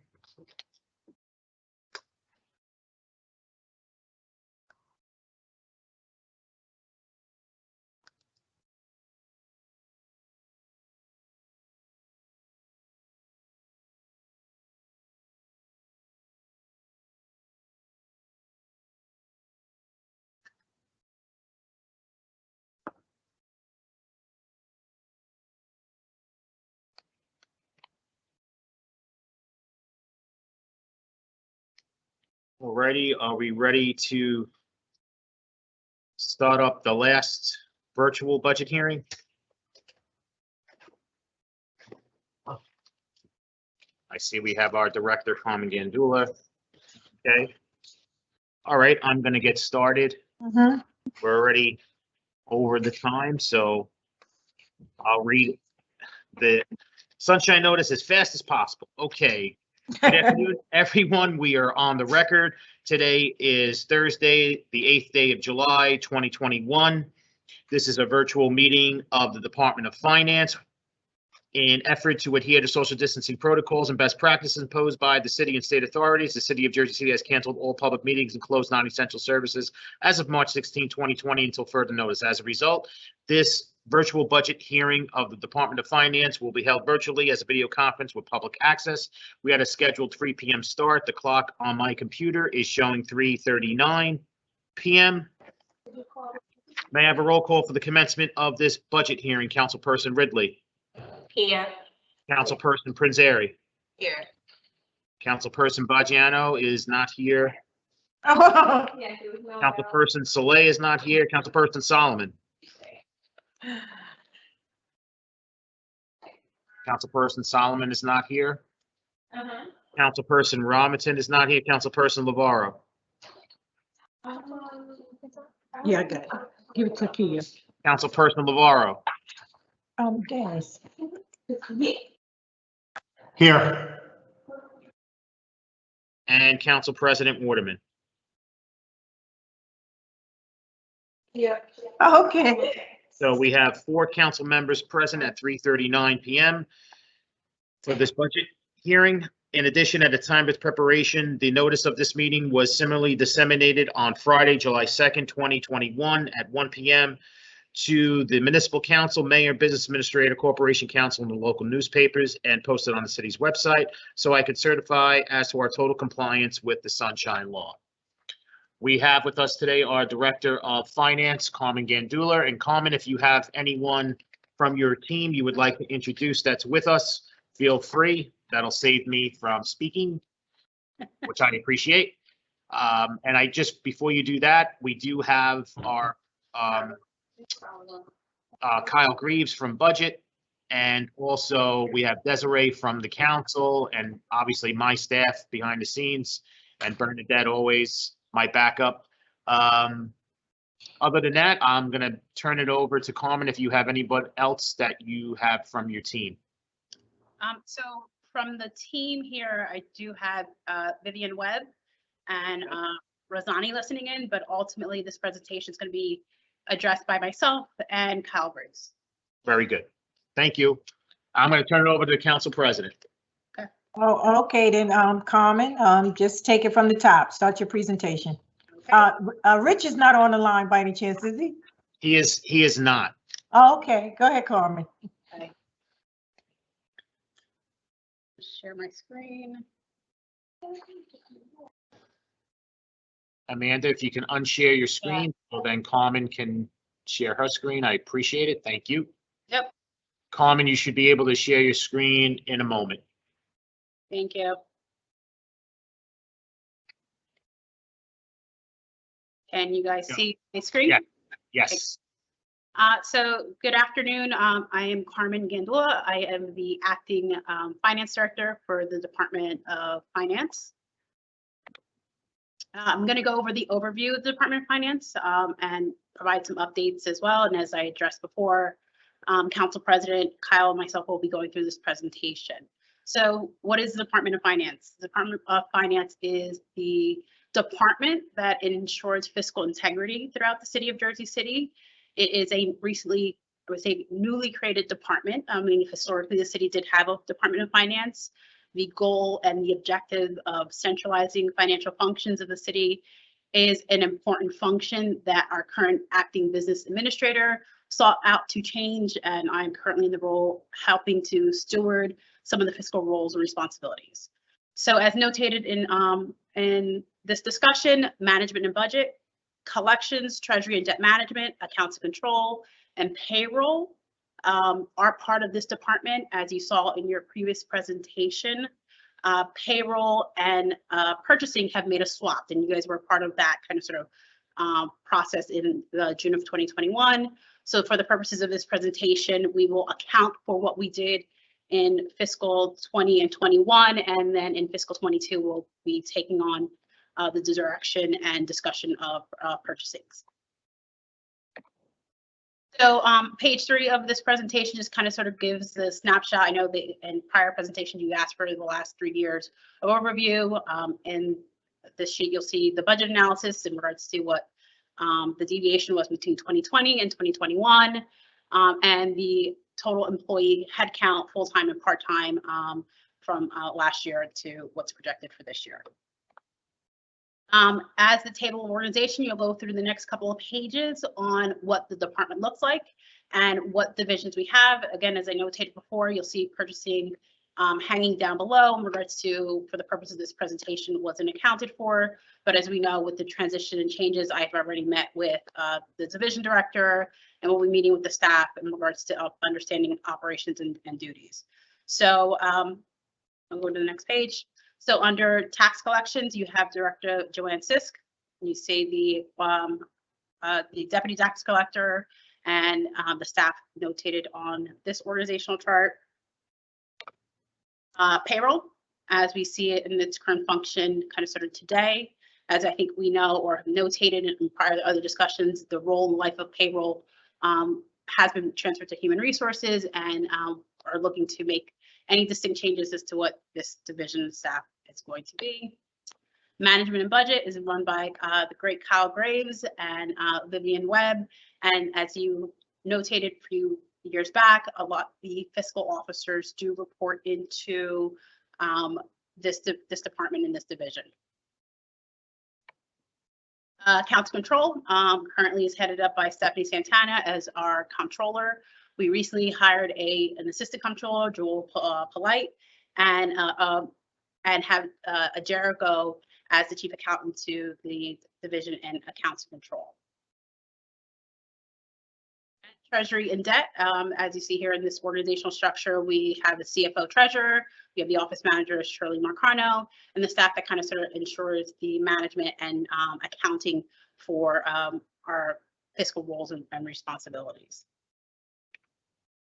So understanding the overview of the divisions, notated here on this slide, you'll see that management and budget assist in the preparation of budget documentations, appropriation statements, prepare for the budget. They evaluate budgetary viewpoints and municipal programs and administer considerations on grants received by the city. In addition, they prepare financial documents, credit ratings for the agencies, and they implement appropriate audit and other controls for the city grant programs to maintain compliance and grant terms and conditions and records and programs. As we kind of sort of alluded to payroll, I won't touch on this part here, but in regards to collections, administering all ordinances, statutes necessary for billing, collection, enforcement of tax charges, impose interest and penalties for non-payments of real estate, taxes and assessments for other municipal charges, provide fiscal reports to ensure payment of abated properties, including true-up billing, conduct accredited and tax sales, and collect and to ensure payment and compliance with the Jersey City payroll tax. Moving over to our accounts and control, they maintain and operate the city's central bookkeeping and accounting records for sound fiscal principles and policies. They prepare claims and addendums to reports. They provide monthly reports and errors and omissions. They control the expenditures to ensure that the budget appropriations are not exceeded and maintained in such in accounting records. In addition to treasury and debt management, they have the custody. They are the custodians to funds invested to the city. They have the fiduciary obligations and responsibilities, as it is their role to safeguard all of our bonds, notes, receipts of delivery of the city's bonds, and account for safekeeping of the dispersed monies that we have for the city. So key ongoing initiatives for the department's not an exhaustive list, but as I've met with the staff and had discussions with what their goals, missions, and objectives are, and what the BA prior wanted to execute, the reorganization of finance functions. You saw that with the most recent switching of payroll to purchasing. I think it is an opportunity to understand the city's purchasing power and to allude to supporting the diverse vendor practices. So I will be working closely with Soraya, with Raquel to execute some of the things as we look at our purchasing power and what our purchasing powers should be on the notation of the finance functions. We've partnered with the Board of Ed to explore and implement shared services opportunity. Last year they worked on implementing the P card program, the bounce checks and travel policies. And then as you saw, the external audit to the city vehicles and pilots that was headed up by Jack and his team, and it's kind of sort of a semi-quasi function between, where it started with administration, but in collaboration where this department was able to provide information to that team. So what are we looking for? What are the expectations and goals of the department? Reduce existing audit findings and corrective action requirements. Increase compliance in audit and payroll submissions. Strengthen internal controls and fiscal and transactions citywide. Conduct long-range financial planning and strategic planning. Evaluate and reassess all revenue streams. Work on increasing financial management and training and professional development. I think that it's no secret that financial management and the financial health of the city. I know last year the city faced a global pandemic, and I think globally we need to think about our financial health. And as I have sat in this year's budget hearings, I just want to remind the council and the council members that we should be thinking about fiscal health and keeping things the best way we can as we navigate the resources of getting out of COVID-19. And what our projections kind of should be. Implement budget management software and Questica and updating our budget book is a goal for 2021. Work on centralizing and integrated systems of finance functions. Work on developing policy and procedure manuals, and then assist the city in stewarding any type of CARES Act, American Rescue Plan, or any additional federal, state, or other resources that may come in as revenue to the cities as we examine what we've been presented with and measure up against. So at this point, I'm going to turn it over to Kyle to talk about the intricacies of the budget, what he's been stewarding, what the department's been stewarding over the past couple of years. So Kyle, I'm going to stop sharing my screen, or unless you just want me to say next. How do you want me to? Yeah, you can leave it up. That's fine. Leave it up. All right, tell me next. Got it. It'll be brief because there's no really any major changes, but I'll just go through line by line. In the budget office, you see a big decrease in the salaries line. That's obviously just for the transfer of John Metro over to the administrator's office. And only personnel changes there are all internal transfers, so there's no additional hires or anything or terminations in our office. And there's in 312 and 314, there's a large increase in 314, but it's countered by a decrease in 312 as we just reviewed the appropriate line item for those contracts, and we just made those adjustments. 314 includes our vendor Questica. They're helping us with a third party financial management software in addition to what we already use. It's not going to be for any reporting purposes for year-end stuff with accounts control, but it'd be more for public consumption, generating more understandable reports for everyone, and kind of give the end users a more modern software to populate their budget in. So that's the biggest changes here in budget. You can go to the next office. Payroll, like I said, we're not really going to get into, but the only decrease changes there are salaries, a couple, one termination and one resignation. And I think HR will touch more on the staffing needs for that office as we go through this conversion. So you go to the next office. Treasury, large increase there in the 101 line. That was because we fully funded the position for the CFO in the Treasury office, which historically sat in budget. So that is the bulk of that. There's, like I said, there's nothing really else here. The direct payments you see in expenditure for 2020, that is for our bank service charges, and we set up a separate account for that in 2021, which is why there's nothing budgeted. So you can go to the next one. Accounts control, more of the same, just 101 is the big change. We brought on some additional staff last year that we were in need of, just account clerks to help us with the year-end stuff, the AFS. Like we said, we promoted one of our accountants to chief accountant internally, so we saved some money there. And yeah, there's nothing really else major within the employees and accounts control. We do have one vacancy there for another accountant that we may explore bringing somebody else on for year-end stuff. And I think the last one is collections. Let's see. I said just one termination and full-time staff. They're fully staffed now with cashiers and customer service representatives that they needed. We reached that quota last year. And for the 312 and 305, it's just, reappropriation of funds there. So there's no really cut in what we're giving them for printing and professional services. That's all tied to the mailing and printing of our tax bills and whatever other correspondence go out from the tax office. And I said there's really nothing special going on with our budget. I think that's the last one. Yep. Yep. Any questions?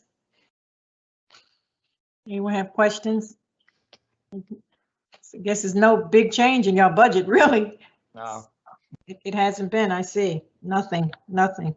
With all the changes that you guys done, it seemed like there's no changes. You're still functioning and you still have the staff, except you have to replace one, right? From payroll. Payroll is the issue. Yeah, but we're also getting that, we approved the contract with Unicorn for a new payroll system.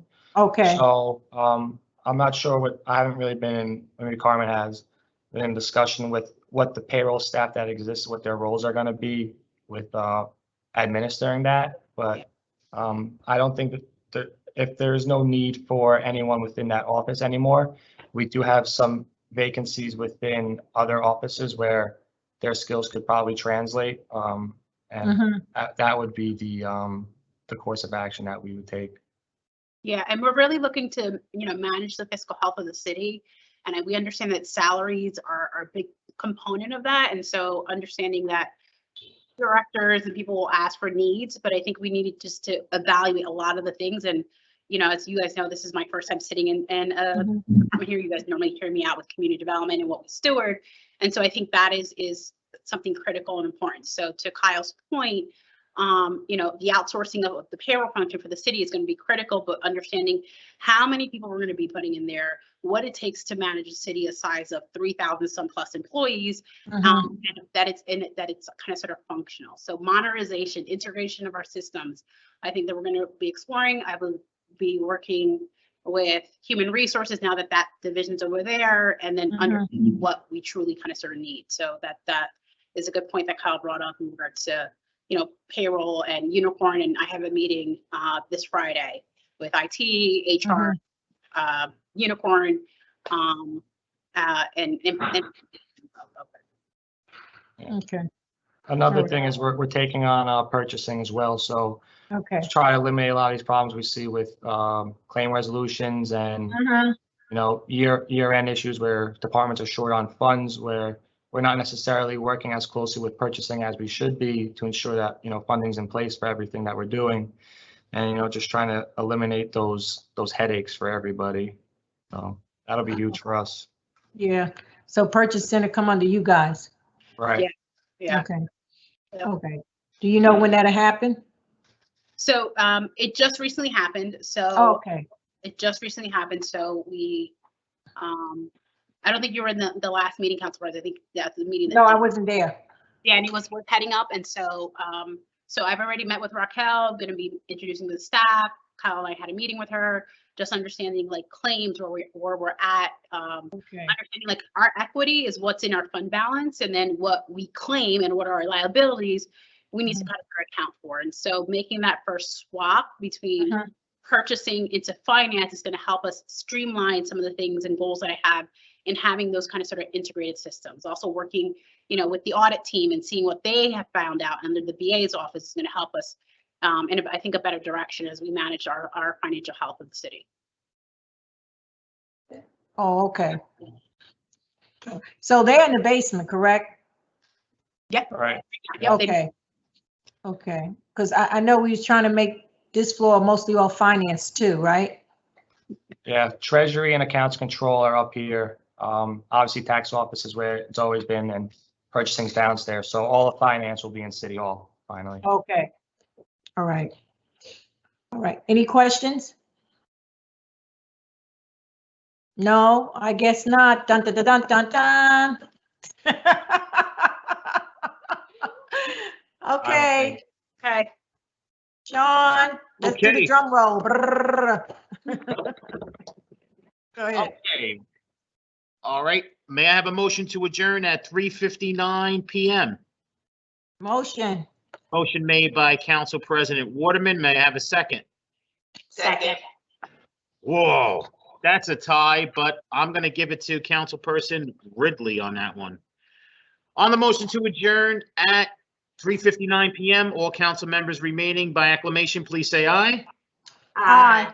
We are out of here at 3:59 PM. Thank you so much for everyone watching at home and all the directors, especially Carmen. Thank you for your presentation. This is probably the least amount of questions that any department has gotten with all these public hearings. So great job there. Hopefully I can follow your lead. On that being said, thank you so much, everybody behind the scenes. Thank you, Council President and council members. And remember, teamwork makes the dream work. I will see you guys tomorrow. Have a great night. Stay safe, everybody. Stay safe. Good night. Night.